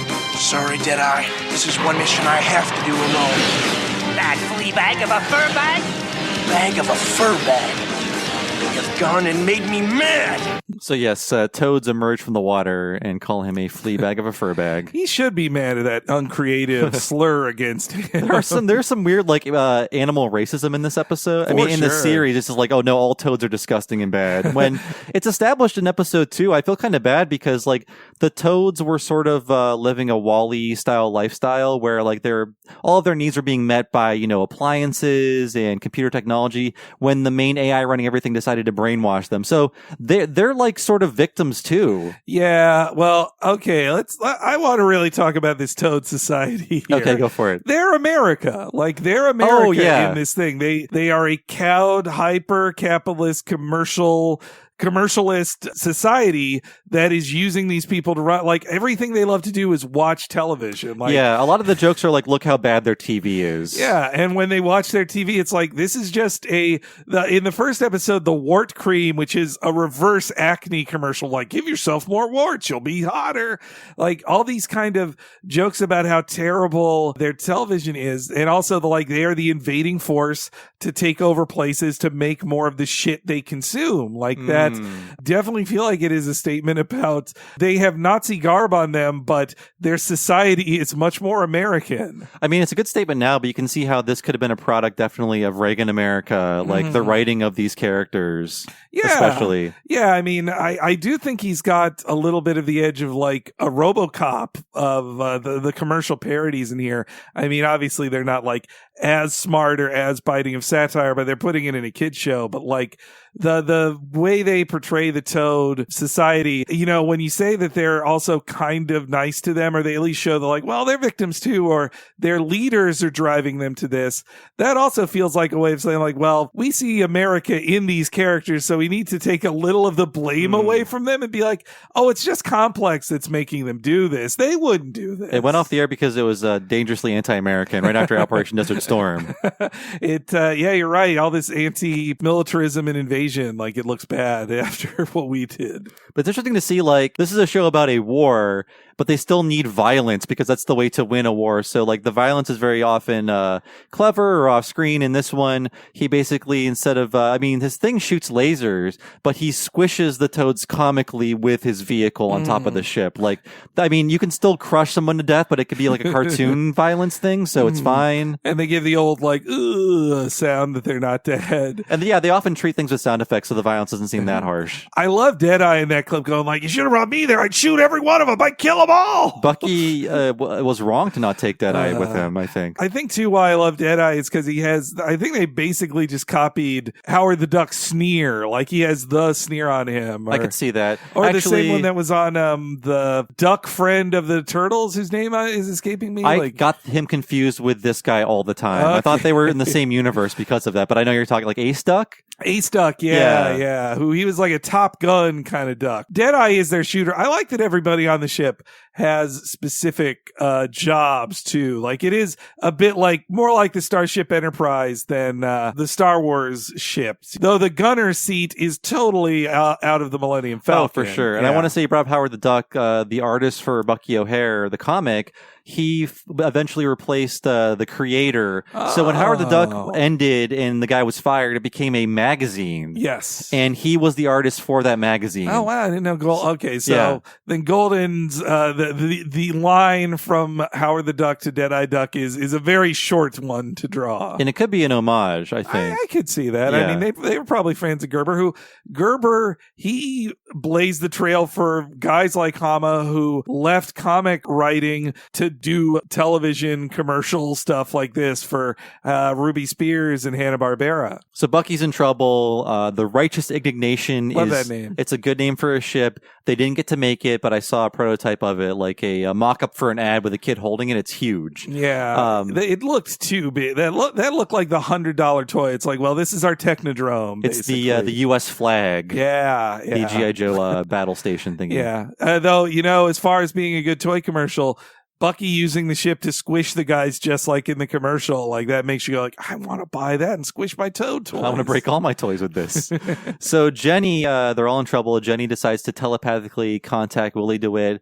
In episode 3, they get out of danger because Jenny's like, I can't use my special power. No one must know about it. And then some other cat talks to her through it. It's like, it's okay. Just make sure no one knows. So now she's free to use this. She's feeling more comfortable to use this power. And that's how she contacts Willie with this memory stone thing that they also gave him in episode 3. Like a lot of continuity in these episodes. Wow. Yeah, that's right. His contact is like a magic rock. I did not expect that. I thought they'd have a sciencey thing to contact. Or just like beam the message right into his giant head. But Willie's having fun in the Bay Area when he gets a call and Jenny's like, you're 10 and I need your help right now. And Willie comes aboard. Hey! Good to see you again, Willie. Yeah, here's your battle suit. Okay, thanks, Bruiser. And they need you up there.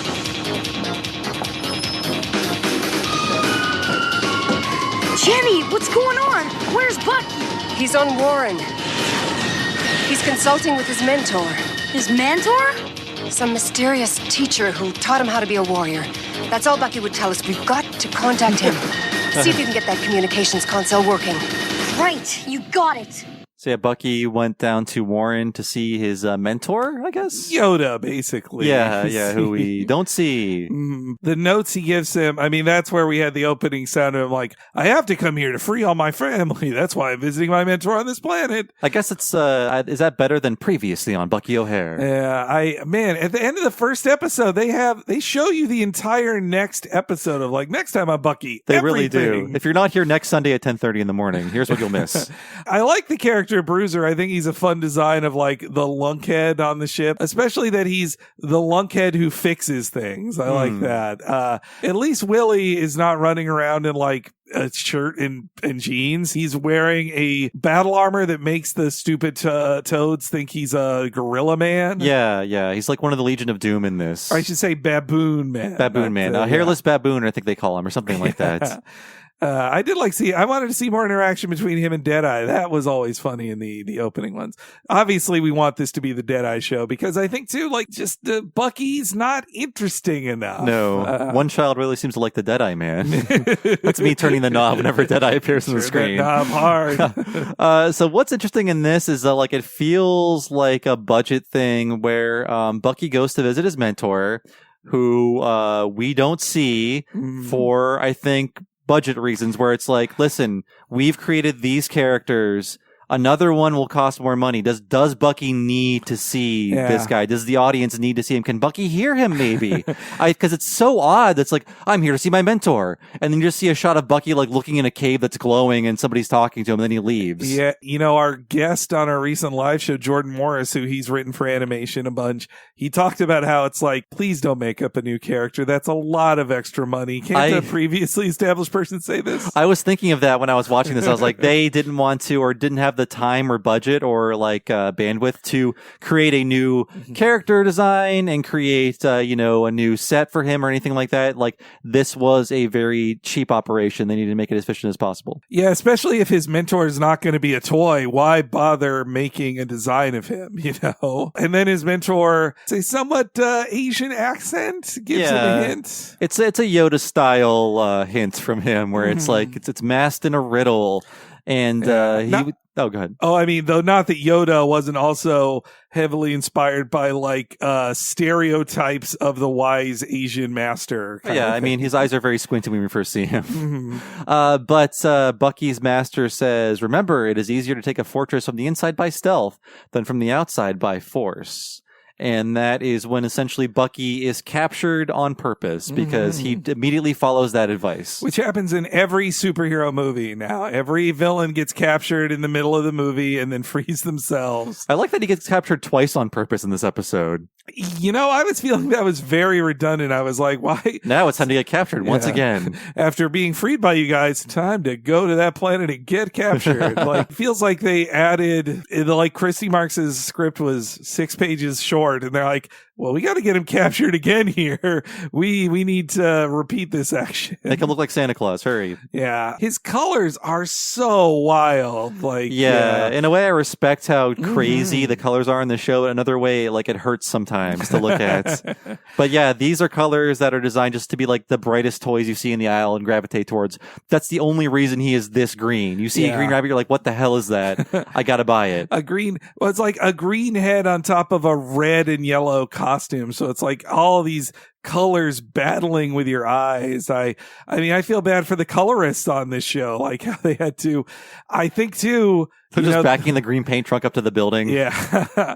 But it's bold. I do like the boldness of it. Same with the boldness of just having a ship called the Righteous Indignation that they just constantly say, and it gives you pause of like, wait, what? This is a description of a feeling. That's a bit more silly than just the Millennium Falcon is at least like, that's a noun. It's not. Yeah. It's a bird name too. Yeah. But we were talking about Tiny Toons earlier. That's not quite as severe as this, but also when we were doing the Summer Vacation movie for What a Cartoon Movie episode, we were like, every color is the brightest color because that was designed with merchandise in mind from the ground up, not like Animaniacs where it was like, let's just have a fun cartoon. Tiny Toons was like, this is still kind of in the old style. Those bright colors on Tiny Toons got me to buy a lot of make my mom buy me a bunch of Tiny Toons merchandise for sure. Back on the Righteous Indignation, Jenny can't get in touch with Bucky after Willie fixes the communicator, so she figures something has happened, and something indeed has happened because he's been captured by Captain Smada, a gay lisping character who's dressed very flamboyantly. His lips are weird too. It's like a weird, like kind of,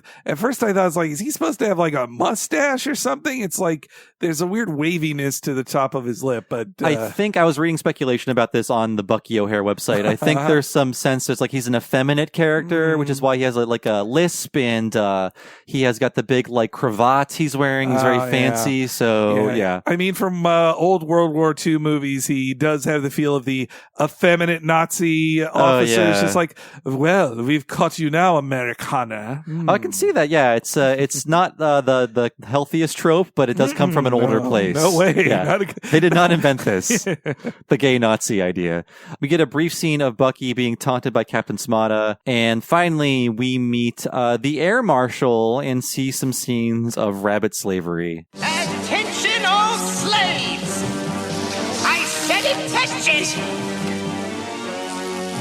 The new commander of the factory has arrived! You are to welcome the great and glorious hero of the Empire, his supreme toad ship, the Air Marshal! I have been sent to ensure that this vital project meets its deadline. You'll learn I do not tolerate laziness. Laziness, Wart. They work us until we can hardly move while they watch Toad TV. Not for much longer. Bucky O'Hare will save us. Oh, not this Bucky O'Hare character again. That's all you hares talk about. Look, he's the greatest hair warrior of all time. And he will come. You'll see. Yeah, sure. You'll excuse me if I don't hold my breath. It's a real Where's Poochie scene. Yeah, I know. He's simply the greatest character ever. At least they're writing her to be just like, I am sick of this guy. Like, guys. That was supposed to be parents in 1991. Like, if I hear Bucky O'Hare one more time, I'm going to scream. Air Marshal Toad when I saw that was the name of the character, like that was his toy, I was like, well, clearly he must have a real name, right? It's like, no, it's just Air Marshal Toad. It's, I mean, I guess his name is the Air Marshal. I thought maybe there was like a pun with Air Marshal. Yeah. Maybe like marsh is where toads live, like in the marsh, but I don't really understand it. I liked Larry's description of going to the toy aisle and seeing just all the fucking frogs, and you think it's the ugly frog toys. But like, and I wouldn't have bought these toys, but I do think Air Marshal Toad in the show is such a funny, ugly design of just this giant. I mean, he is the fatheads. Like, it's a giant, warty fathead on top of this cyber suit, I guess you'd call it. Like, and that he gets in these crazy mouth shapes covered in drool of just like, and I also think that they're making a statement about evil middle managers as well. Yeah, too. I could see that. He's just like, we're going to hit our deadlines, and I don't cotton to lazy people. And then you have Mimi there saying like, lazy, we're working to death here. What are you doing? It's weird. I think it's like they have to let the kids know what slavery is, because the guy's like, now let me remind you, no sabotage ever. We are forcing you to work. That is so. Yeah, slavery. That, I mean, it is the correct descriptor of what is being done to the characters in this, but it also is a word with so much real historical meaning that just have it kind of thrown out here in this colorful kids cartoon, it does feel weird. Yeah, you're right in that it's an accurate description of what's happening, but I think that's a word you should use carefully because of real world historical events that are not like a fun rabbit adventure in any way. Yeah, it, you know, in the Thor Ragnarok movie, I don't know if you've seen it, Bob. I have not. People are kept, it's actually a very similar section where Thor is caught on this prison planet and forced into gladiatorial combat by Jeff Goldblum's character. And there's a bit after Thor gets caught, that Goldblum's character is talking with one of his managers about the people, all his prisoners. And someone says like, sir, the slaves are doing this. And he's like, could we not, like, let's not use that word. And she's like, but fine, the prisoners. Like that felt like an in-universe producer note to the movie. I don't know. It's a kid's cartoon in 91, maybe like captives or something like that. I just feel like slaves is really harsh. I remember the We Hate Movies episode on Space Jam. This is going somewhere, by the way. Oh, yes. They pointed out that like Bugs Bunny says they're going to be slaves and like they're going to enslave Michael Jordan. Like he will become a slave, like a black man becomes a slave in the Space Jam world if things don't go right. That's not baggage you want your fun cartoon basketball movie to have. You are right. Yeah, you're right. In that movie, they show the fantasy sequence of what his life would be like, where he is chained up, and forced to like lose basketball games, and he can't, like, that comes with a lot of baggage to it. I don't think people maybe think. I wasn't like clutching my pearls, but I was like, wow, they are saying slaves and slavery a lot in this. Yeah, I mean, again, it is, they probably weren't thinking of that in 1991, and it is an accurate description of what, though there's jokes about it here when in a real slave camp, like, it's also like, it's not just slaves as in the American sense of the word too, like this, what is happening here is what happened to prisoners of war in World War II and other wars as well. Like labor camps. Yeah, this kind of labor camp here is a very easy replacement of like, yeah, this is what they did to Jewish citizens who were rounded up by the Nazis, or, you know, in our internment camps of Japanese American citizens. Yeah, that's true. Yeah, these,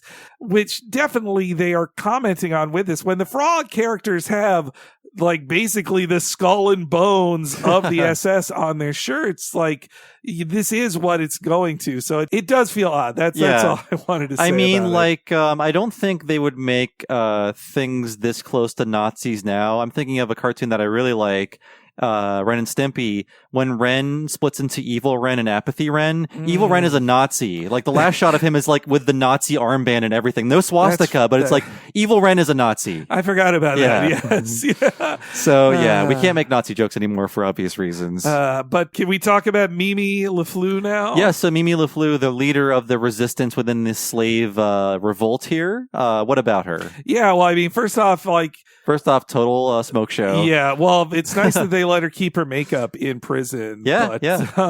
Yeah, no, I mean, she's literally a fox, which leads to some jokes later. But I believe she was created for this episode. Like, she is a strong female character, but also has a bodacious bod in all the ways that 80s superhero comics had female characters then. But I definitely said before that the Bucky O'Hare fandom really likes Mimi, I think. I just did a Google image search, and you're correct. And I wanted to read from the Bucky O'Hare wiki page of Mimi LaFleur. Appearance. Mimi LaFleur is a very beautiful anthropomorphic fox with a statuesque body. Oh my God. Standing roughly 4 feet tall. And then a little later in here for her character personality. Mimi is a very assertive and driven woman with a forceful personality. She cannot stand to sit idly by while injustice occurs and very much would rather face trouble head on than wait to be rescued. She tends to be opinionated, often judging persons on or entire groups based on hearsay. However, she is not stubborn if it turns out she is wrong, that her opinion is false. She quickly changes her mind when she is faced with the facts. She is shamelessly flirtatious towards men that she has a romantic interest in, regardless of onlookers or social context. This is going on 3 paragraphs too long. Yes, yeah. Oh, the things I would do to LaFleur. Mimi LaFleur has so much power in her thighs. It's one of her most famous. Does it list her like body fat percentage? No, it doesn't go that much. But I mean, that write-up is following the trail of how she is written in the show. Like, she is a femme fatale for the show. That is for true. Sure, yeah.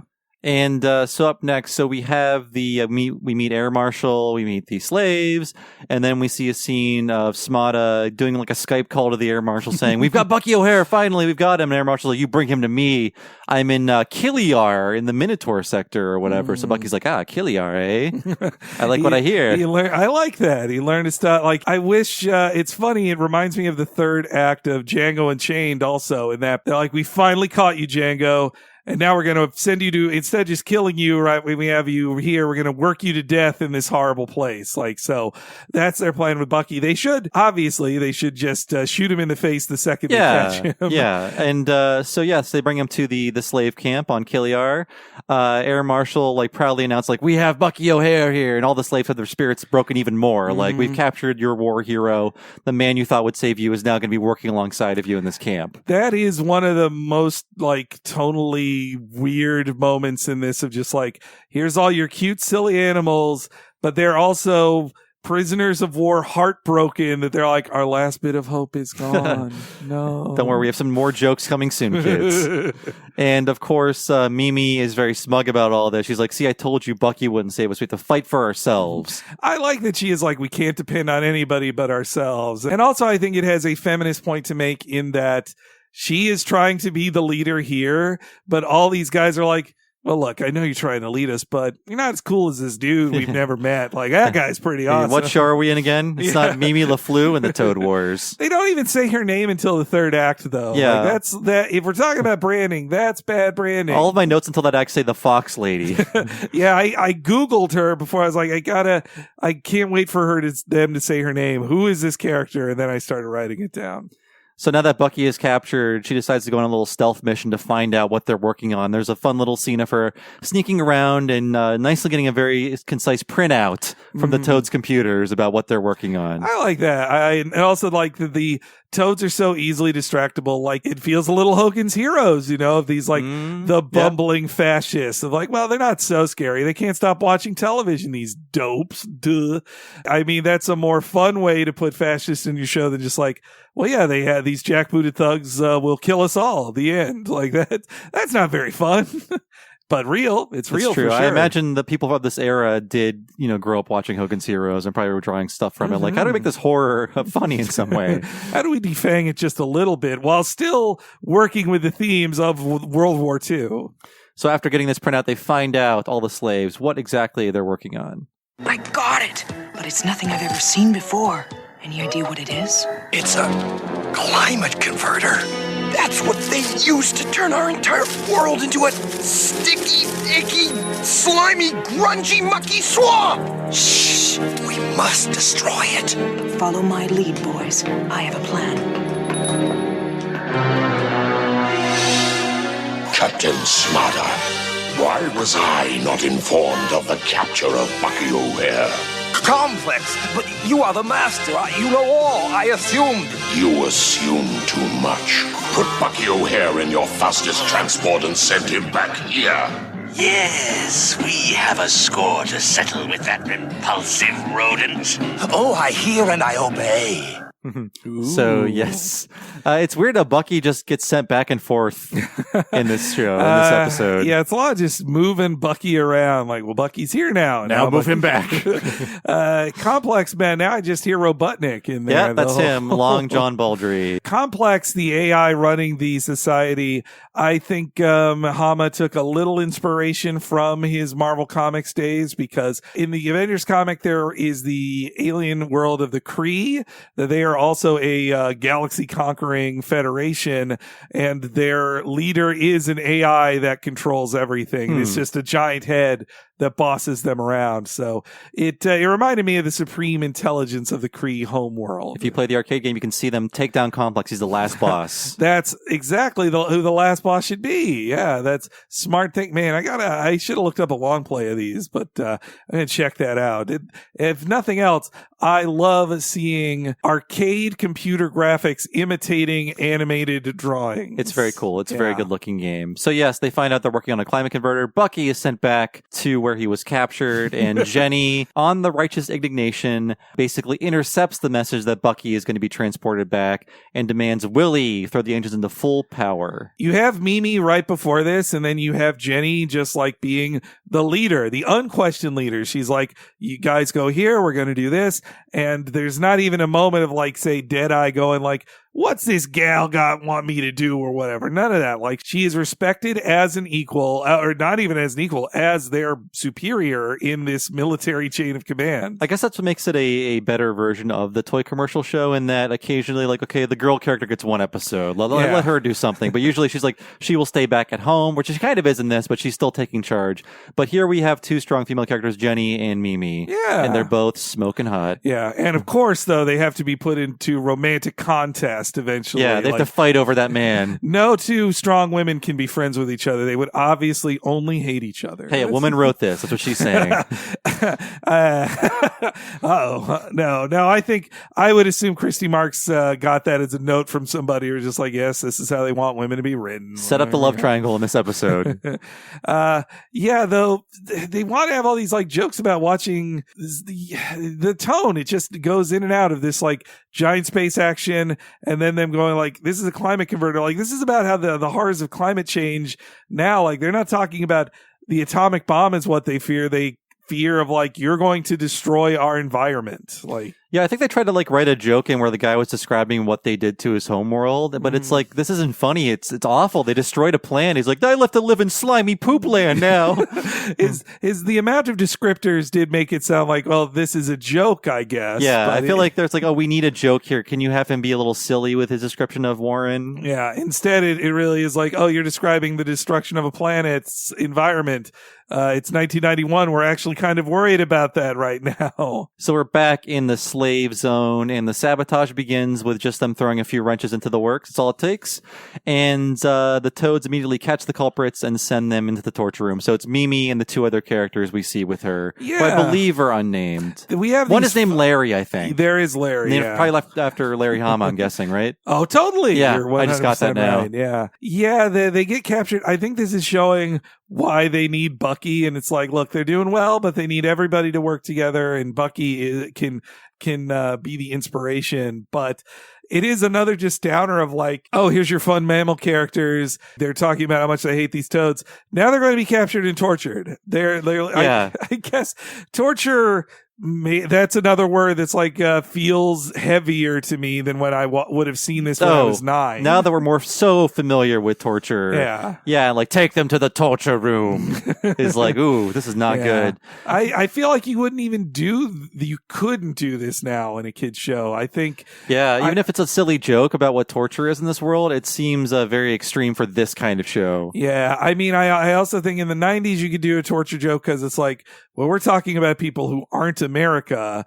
But now in 2020, if you were to do a kids commentary on a occupying force torturing people, torturing their prisoners, I would think even if you didn't write it with that, an executive would be like, this sounds like you're commenting on politics today. You don't do it. They don't want angry emails or Facebook groups or whatever. But yeah, like when they eventually, so watching this, I'm like, okay, so Bucky got captured on purpose. Maybe that's what they're doing, because there was no end game to this plan outside of destroy the machinery. And when they cut to them like strapped down and screaming with things on their faces, I'm like, oh my God, this was not part of their plan at all. They're just being tortured. I like that they at least, I think this comes a little later, but yeah, at least the undercutting it of like, we're just making them watch regular television. How is this so torturous? Like, it's trying to lighten the torture a bit. What's happening now is that the uprising is being tortured and jailed even deeper in the slave zone, and Bucky is being transported back when the righteous indignation gets him in their sights,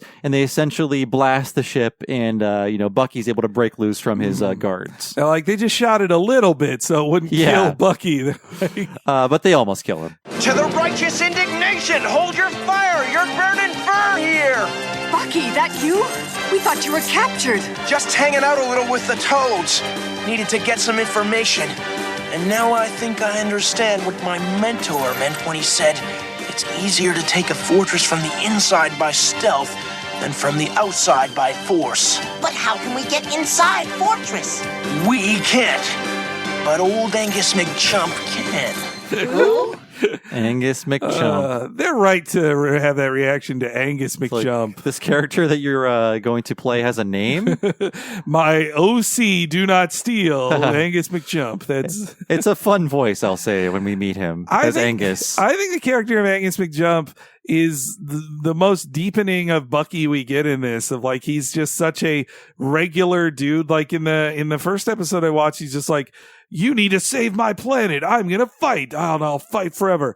But this at least gives him a little theatricality to his character. Yeah, I think he has like Leonardo syndrome, where he's just sort of bland because he's got to be the leader, and he can't really waver from that very much. But at least he has like plans that can be playful with those plans. Yeah, that would make Deadeye Raphael then, and that's why he's cool and everybody likes him. And Willie is Donatello, and Jenny is the girl turtle or girdle. Well, I guess she's April. Yes. Oh, you're right. It doesn't completely work. But the shootout, like, Deadeye at least gets to shoot a little bit. Like, there's a short little space chase, which I like. It's nice to have a little space chase as a treat, you know.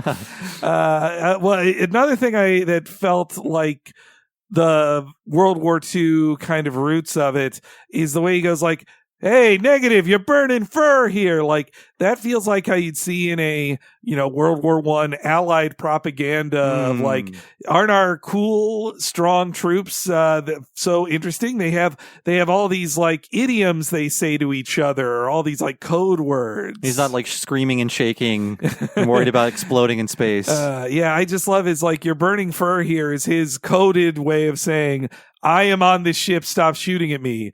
Like, he could have easily just said, like, hold your fire, I'm in here, you don't blow me up. But instead, you're burning fur here. That does sound like what, a spy would say in a World War II film or whatever. With a cool, dry wit like that, he could be an action hero. And he is. So we immediately see Angus McPhee. Angus McJump. McJump, sorry. Oh, McJump, I get it. So we immediately see his Angus McJump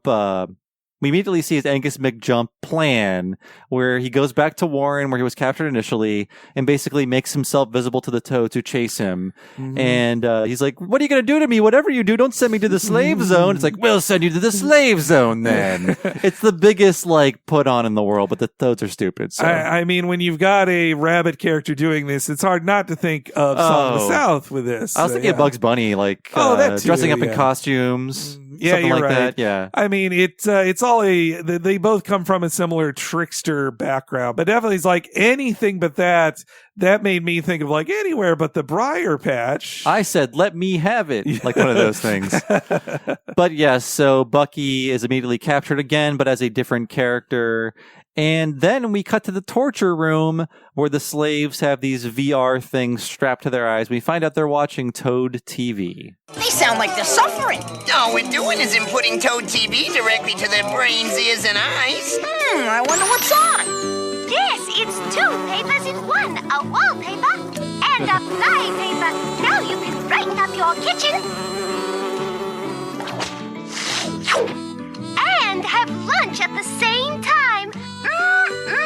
There's nothing like a quick fly snack on a beautiful wall.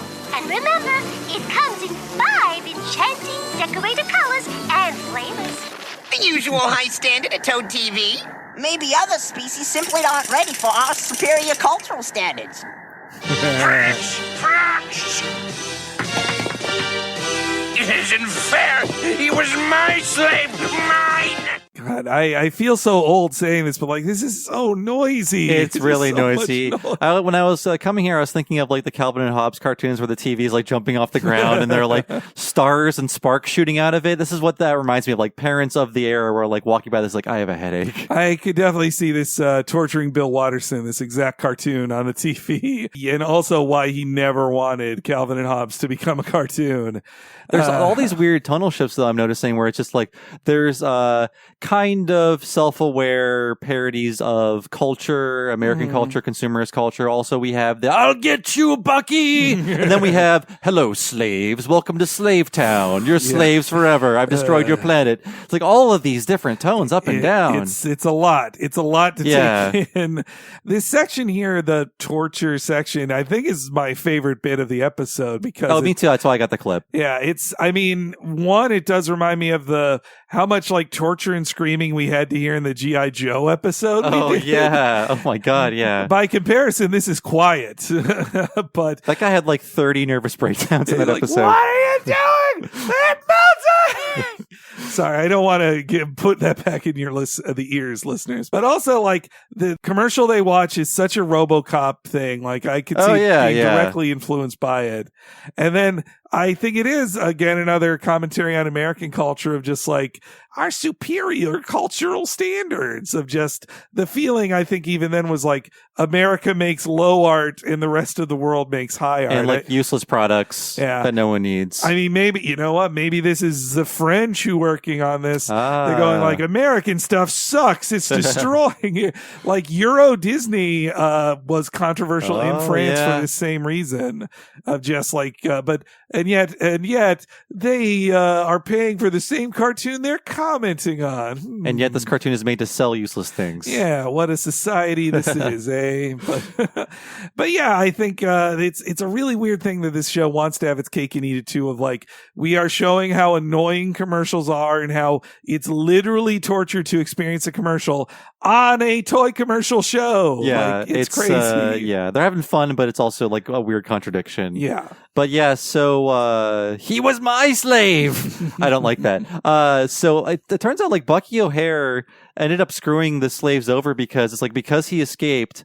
Or because Complex wanted him back. Air Marshal was like, I'll show Complex my boss. I'll make them work even harder. We'll get this done ahead of schedule. Yeah, that's And it's true. like, oh, he's really hurting the slaves here because now they're being worked even harder. Well, fortunately, he frees them first, but yeah, the moving up of the deadline is all in response to him. It's also crazy to see Bucky, like, again, talk about tonal things. Bucky in costume, like, meets his aunt and he's like, oh no, you're here. Yeah. Oh, like, it's like, it makes it even harsher of like, your family is enslaved. It made me think, like, who else does he know that's down here? Yeah. Most people, I mean, yeah, when they talk with knowledge of like, who's the best jumper and how Larry was almost as good as him, that also feels like these guys grew up with Bucky and knew him and like saw him in jumping contests. So Bucky meets up with his Aunt Iris, who is now a slave, and he tells her all about the resistance group he's organizing. And she's like, oh, we already have one of those. And you can meet the leader tonight. I love that they're like, no, Mimi's already doing this. Support this leader. Like the way this interaction plays out when Bucky and Mimi meet for the first time, though he's in costume, he could easily reveal himself and like, now it's Bucky's time to shine. I'm taking this over. But instead, he supports her and is just like, yeah, she is in charge. Let's follow this lady. He works under her until her plan fails and she needs a man to help her out. Eventually, a man has to take over. But also for Bucky, it's like love at first sight. Like, he's as horny as that Wikipedia page for Mimi the second he sees her. That is true. So yeah, here's where Bucky sees the climate converter. He should know what they're working on, but now it's totally obvious. And here is where we finally meet who is now named, the name character, Mimi LaFleur. There she is, Mimi LeFleur. The converter is nearly finished. We must strike now. Talk about a fox. If we fail, more worlds will fall to the Toad Scourge. If only Bucky O'Hare were here, he'd... Oh, Bucky O'Hare! Bucky O'Hare! If I hear the name Bucky O'Hare one more time, I'll scream. If you don't want me to lead you, say so. Shh, not a word. I'll handle this. Well, my vote goes for the little lady. Yes, sir. Angus McJump will follow you anywhere. Thank you, Angus. Are the rest of you with me? We're with you, Mimi. I'll fight. I'll show those toads a thing or two. That's good of you, sir, but I'm afraid we need the stronger, younger folks. I'll have you know I'm not a day over 93. All right. You can be a lookout. I hope you can see. Because he's an old blind man. I like how he's vamping it up with her like Yeah. that. It's something that actually gives Bucky some character. The one he's like, I support this lady. We should all follow her. And his old prospector voice is fun it really too. is. He goes from, I'll handle this. I'm a crazy old man. But also when you know that the first thought of it was like, talk about a fox. I then think that his pretending to fall was really show she'd touch him. Like, what a creep. I think he's using some pickup artist tactics here, and I don't approve, Bucky. Don't care for that. He's wearing the flare all right, though. Yeah. So basically the plan is they need to reach the command platform at the top of the dome because they need to disable the defenses so I guess the Righteous Indignation can attack to free them? Yes, they gotta. Yeah. It's actually basically like the end of the Jedi? Rise of Skywalker. Oh, Rise of Skywalker. And Jedi. Same They're the mo- same, same movie, yeah.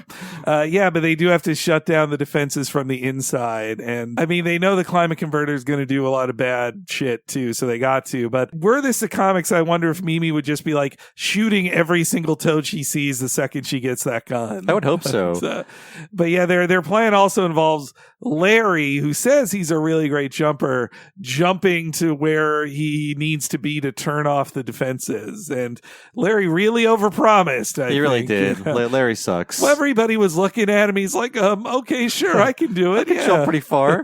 So yeah, the plan is now afoot, and a lot of action happens in the scene. It's a lot of dialogue-free action, but essentially they're working their way up towards the command platform, or at least the nearest ledge to it, so they can just jump up onto it. I like Mimi kind of stealth taking down a guard. You hear like the punch off screen as she takes him down from behind and steals his big pink gun. The guns are so pink. I like too that they're a singular color. It feels too they knew like, well, these will be mass printed plastic. These can't be different colors. I was thinking of that too. It's like, wow, the gun is just a big blob of pink plastic, but it's like, well, that's what the toy would look like. And a little pedantic kid like us would be like, why does the gun look different here? I don't get it. Oh no, as a pedantic kid, when I got Raphael or Leonardo and they had their freaking brown swords or sides, I was like, this is how you look in this show. I want to put a real dinner knife in his hand now.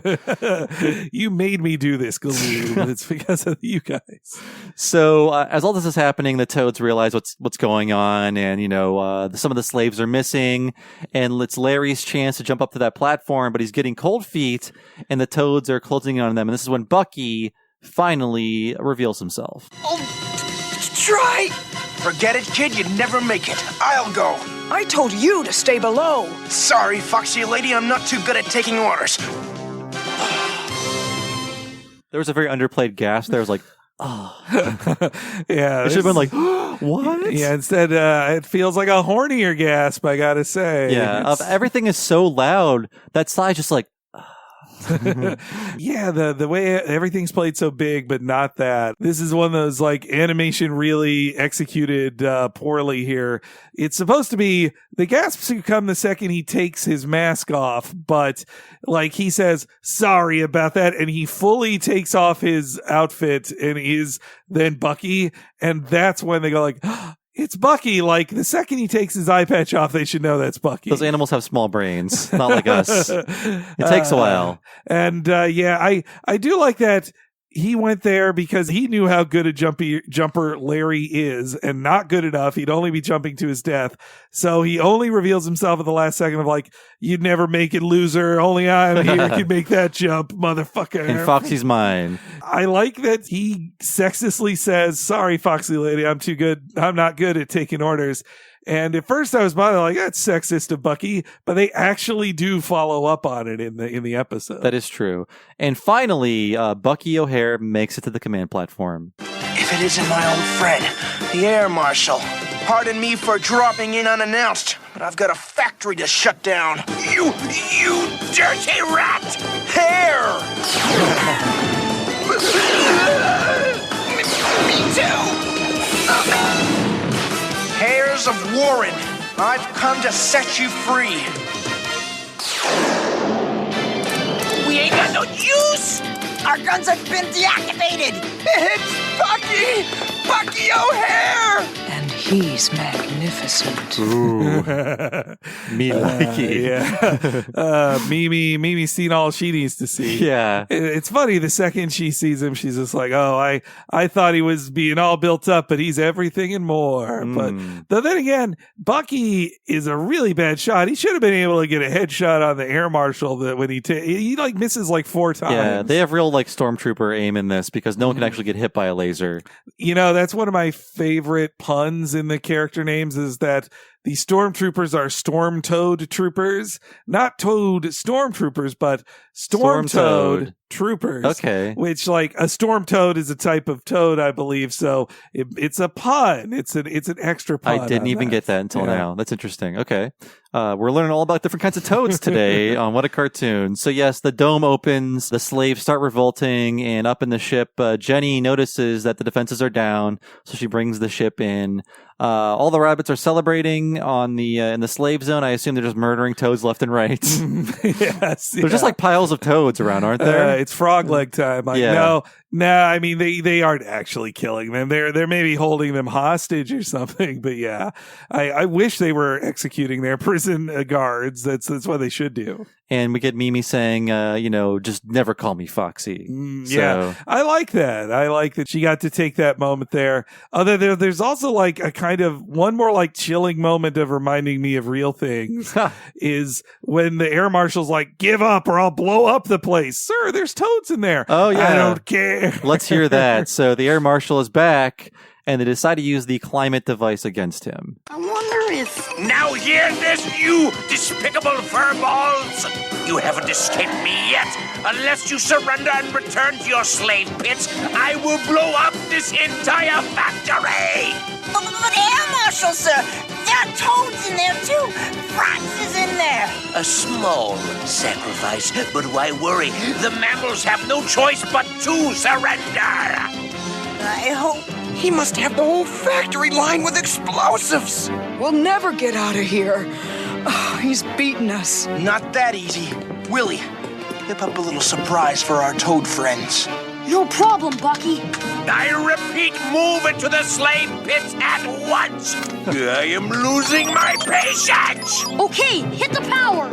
So Willie saves the day. I wondered why he had barely done anything since the start of this episode. Yeah, I guess he fixed the communicator, although they didn't need that because Bucky was captured. They couldn't communicate with him. But yeah, he makes the climate converter turn against the toads, makes a tornado basically. And the Air Marshal ship just crashes into a rock and explodes. That kind of shocked me. I'm like, oh, they're dead. Because earlier in the series, you're right, Henry, when they shoot toads out of the sky, they like emerge from the ship in bubbles and they're fine. Yeah, seemingly no survivors this time. I'm sure the Air Marshal appears in more episodes after this. I think there was like something lost, like they didn't draw the bubbles or something like they were supposed to. There's only so many dollars in the retake budget on this show. Willie just kills them. But I say justly because it was the Air Marshal was going to blow them up, even his own men, like that harsh stuff. Fricks or Frax. I forget which one was on the planet still. You know, on the Wikipedia, it even says because Mimi didn't get a toy or make appearances previously in the comics, they didn't know how to spell her name for the longest time. I think they eventually settled on LaFleur, Flafloo. But originally they were thinking like LaFleur, Fleur. And I think she has a new toy, actually. Okay. Yeah. I could see, I mean, clearly the market demands her finally getting a toy like that. I would guess that the new line of toys would give her a shot finally. Yeah, it was announced on the, actually pretty recently, on August 28th, 2019. Boss Fight Studios announced their upcoming Mimi LeFleur figure. Oh, nice. And she's dressed as a sexy captain. All right, I was going to say, yeah, she's in quite a form-fitting captain outfit at the end of this episode. I think they gave Willie that last thing there of like, why did we bring Willie here if he's not going to save the day? Kids need to see their character save the day. So he turns on the climate converter. They even have a little one-off line like, maybe this can fix the damage to your planet, which is like, if only it was that easy. No, it's just that simple, you little 10-year-old. Go back to San Francisco. So yeah, here is the news about the Mimi LeFleur figure announced in August. Exciting news, boss fighters. The foxy Mimi LeFleur, captain of the space frigate Screaming Mimi, will be available for pre-order Friday, August 30th at 10 p.m. at bossfightshop.com. She includes interchangeable expressions, hands, removable cap, and 2 blasters. And there's brand new card art from Continuity Studios and brand new bio card from Larry Hama himself. Wow, I like that he even wrote the bio cards. That's cool that he's still involved to that level. Then yeah, I like that. And I mean, he is a master of writing the back of cards. Man, yeah, she is extra sassy in these things. Well, also, it has a two-tone to her fur that she doesn't have in this. Like in this, she's just one color of fur. But I think maybe they probably wanted her to be more complicated design-wise, but maybe it was too expensive or just not as easy to animate. Who knows? Yeah, I mean, I could see had they planned her to be a toy, they might have wanted her to have a more complicated design. But since she's a one-off character invented for this episode, they're like, can we make this as few colors as possible, please? So finally, the day is saved. Willie, you're a genius. No problem. You know, I bet if your scientists work on this, it could reverse what it did to your planet.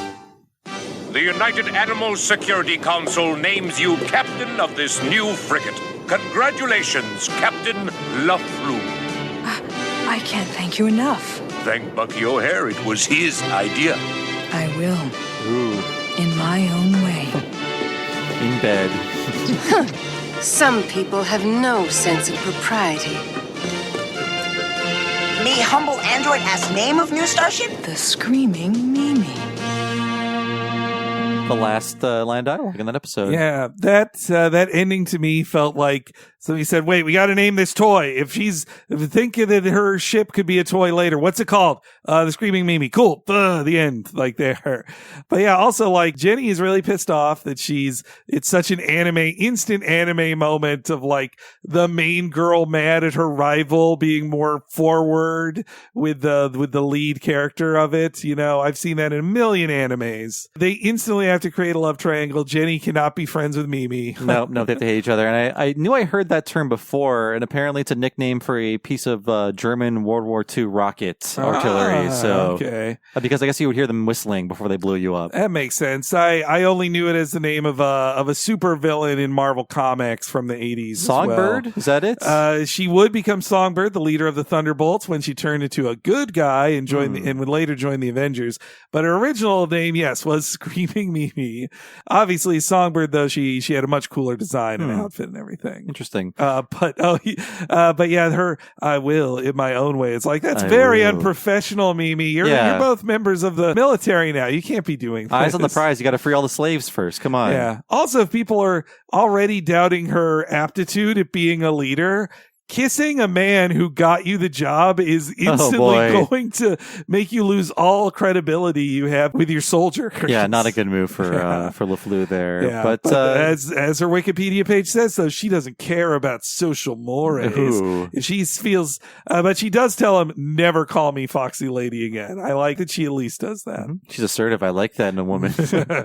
But yeah, that was our treatment of Bucky O'Hare and the Toad Wars. I will say it's a interesting show to watch now because they don't make shows like this anymore. Mm-hmm. And after watching this, I kind of want to see a 4-episode miniseries that's just a direct adaptation of the comic. What would that look like if you had, better animation, more sophisticated, writing in terms of the adaptation, better music and sound effects. Like, would Larry Hama's work look very good with a better treatment? I really want to know that. Yeah, with less focus on having to sell toys as well. Like, Netflix, Hulu, Quibi. It's time to jump on this reboot, get on the reboot train. Yeah, if there's like a multi-season Green Eggs and Ham series, they could fucking make 5 episodes of Bucky O'Hare. Come on. There's literally like 80 episodes of a new Voltron show I've never watched. Oh, that too, yeah. I've heard very good things about it. I'm not saying it's like, this is not a diss on that Voltron show. It's just like, there's too much goddamn content. I say remake it, make Willie a duck character, and that'll solve that problem. Yep. Yeah, it's and Deadeye Duck needs to just kill people, like shoot them left in and the right. face.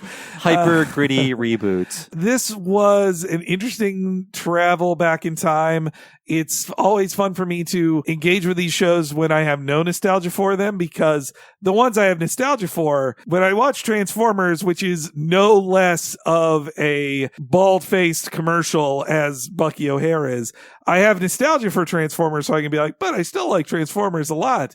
But when it's something I didn't watch as a kid, it is more like an outsider view of it, of like, interesting. Like, yeah, like remove from, I have no memories or nostalgia for this, so remove those aspects and I can see like how this is a product designed for certain purposes, and it's kind of cool to see like, here are choices they made to fit the purposes of this product. Yeah, which is not like, I judge it no more harshly than I do like any commercialist action, I guess. Yeah. And I got to give it to Christy Marks for introducing another like strong female to the show, when so many other shows like basically just have an April O'Neil they make sit in a corner, or the one friend of He-Man who like never really does anything, or no women that are members of Transformers, because there was one fembot Transformer in the movie, and that was it. And Janine got to be a Ghostbuster like once. Yeah. So, more feminist at least, with again, within the constructs of a toy commercial for boys. In 1991. In 1991. But yes, thanks again very, very much to Ghibli who chose this. Yes, thank you. I don't think it's something we would have talked about if not for their donation. So thank you for opening my eyes to Bucky O'Hare.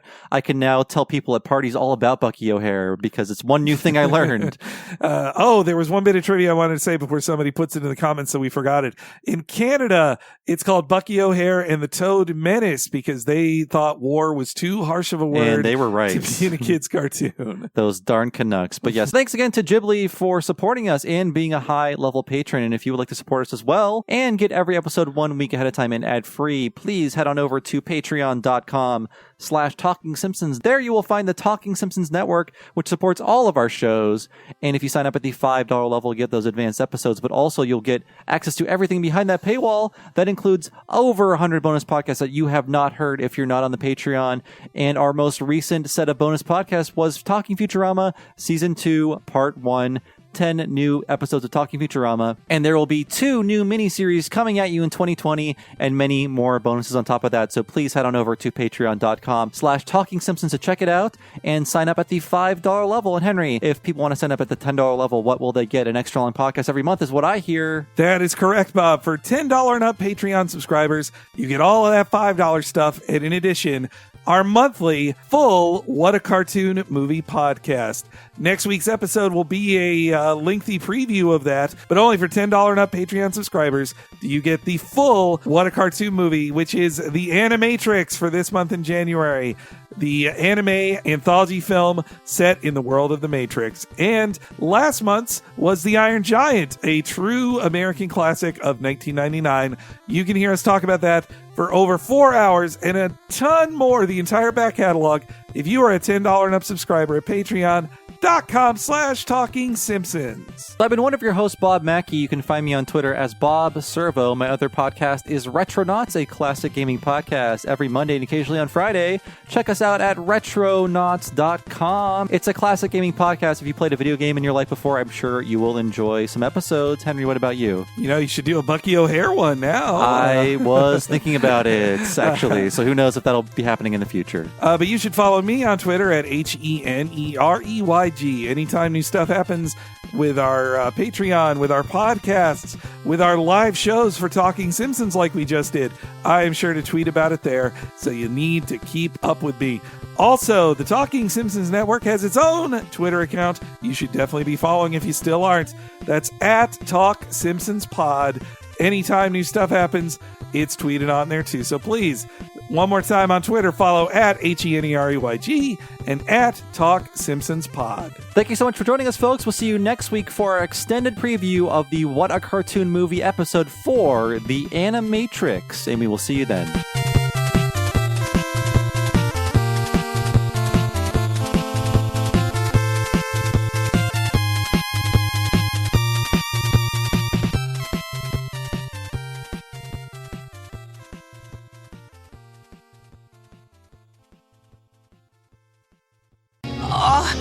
Don't hurt me. I give up. What do we do with them? Oh, please, don't send old Angus McJunk to the slave factory. Anything but that. Anything but that? Well, then that's just where we'll send you.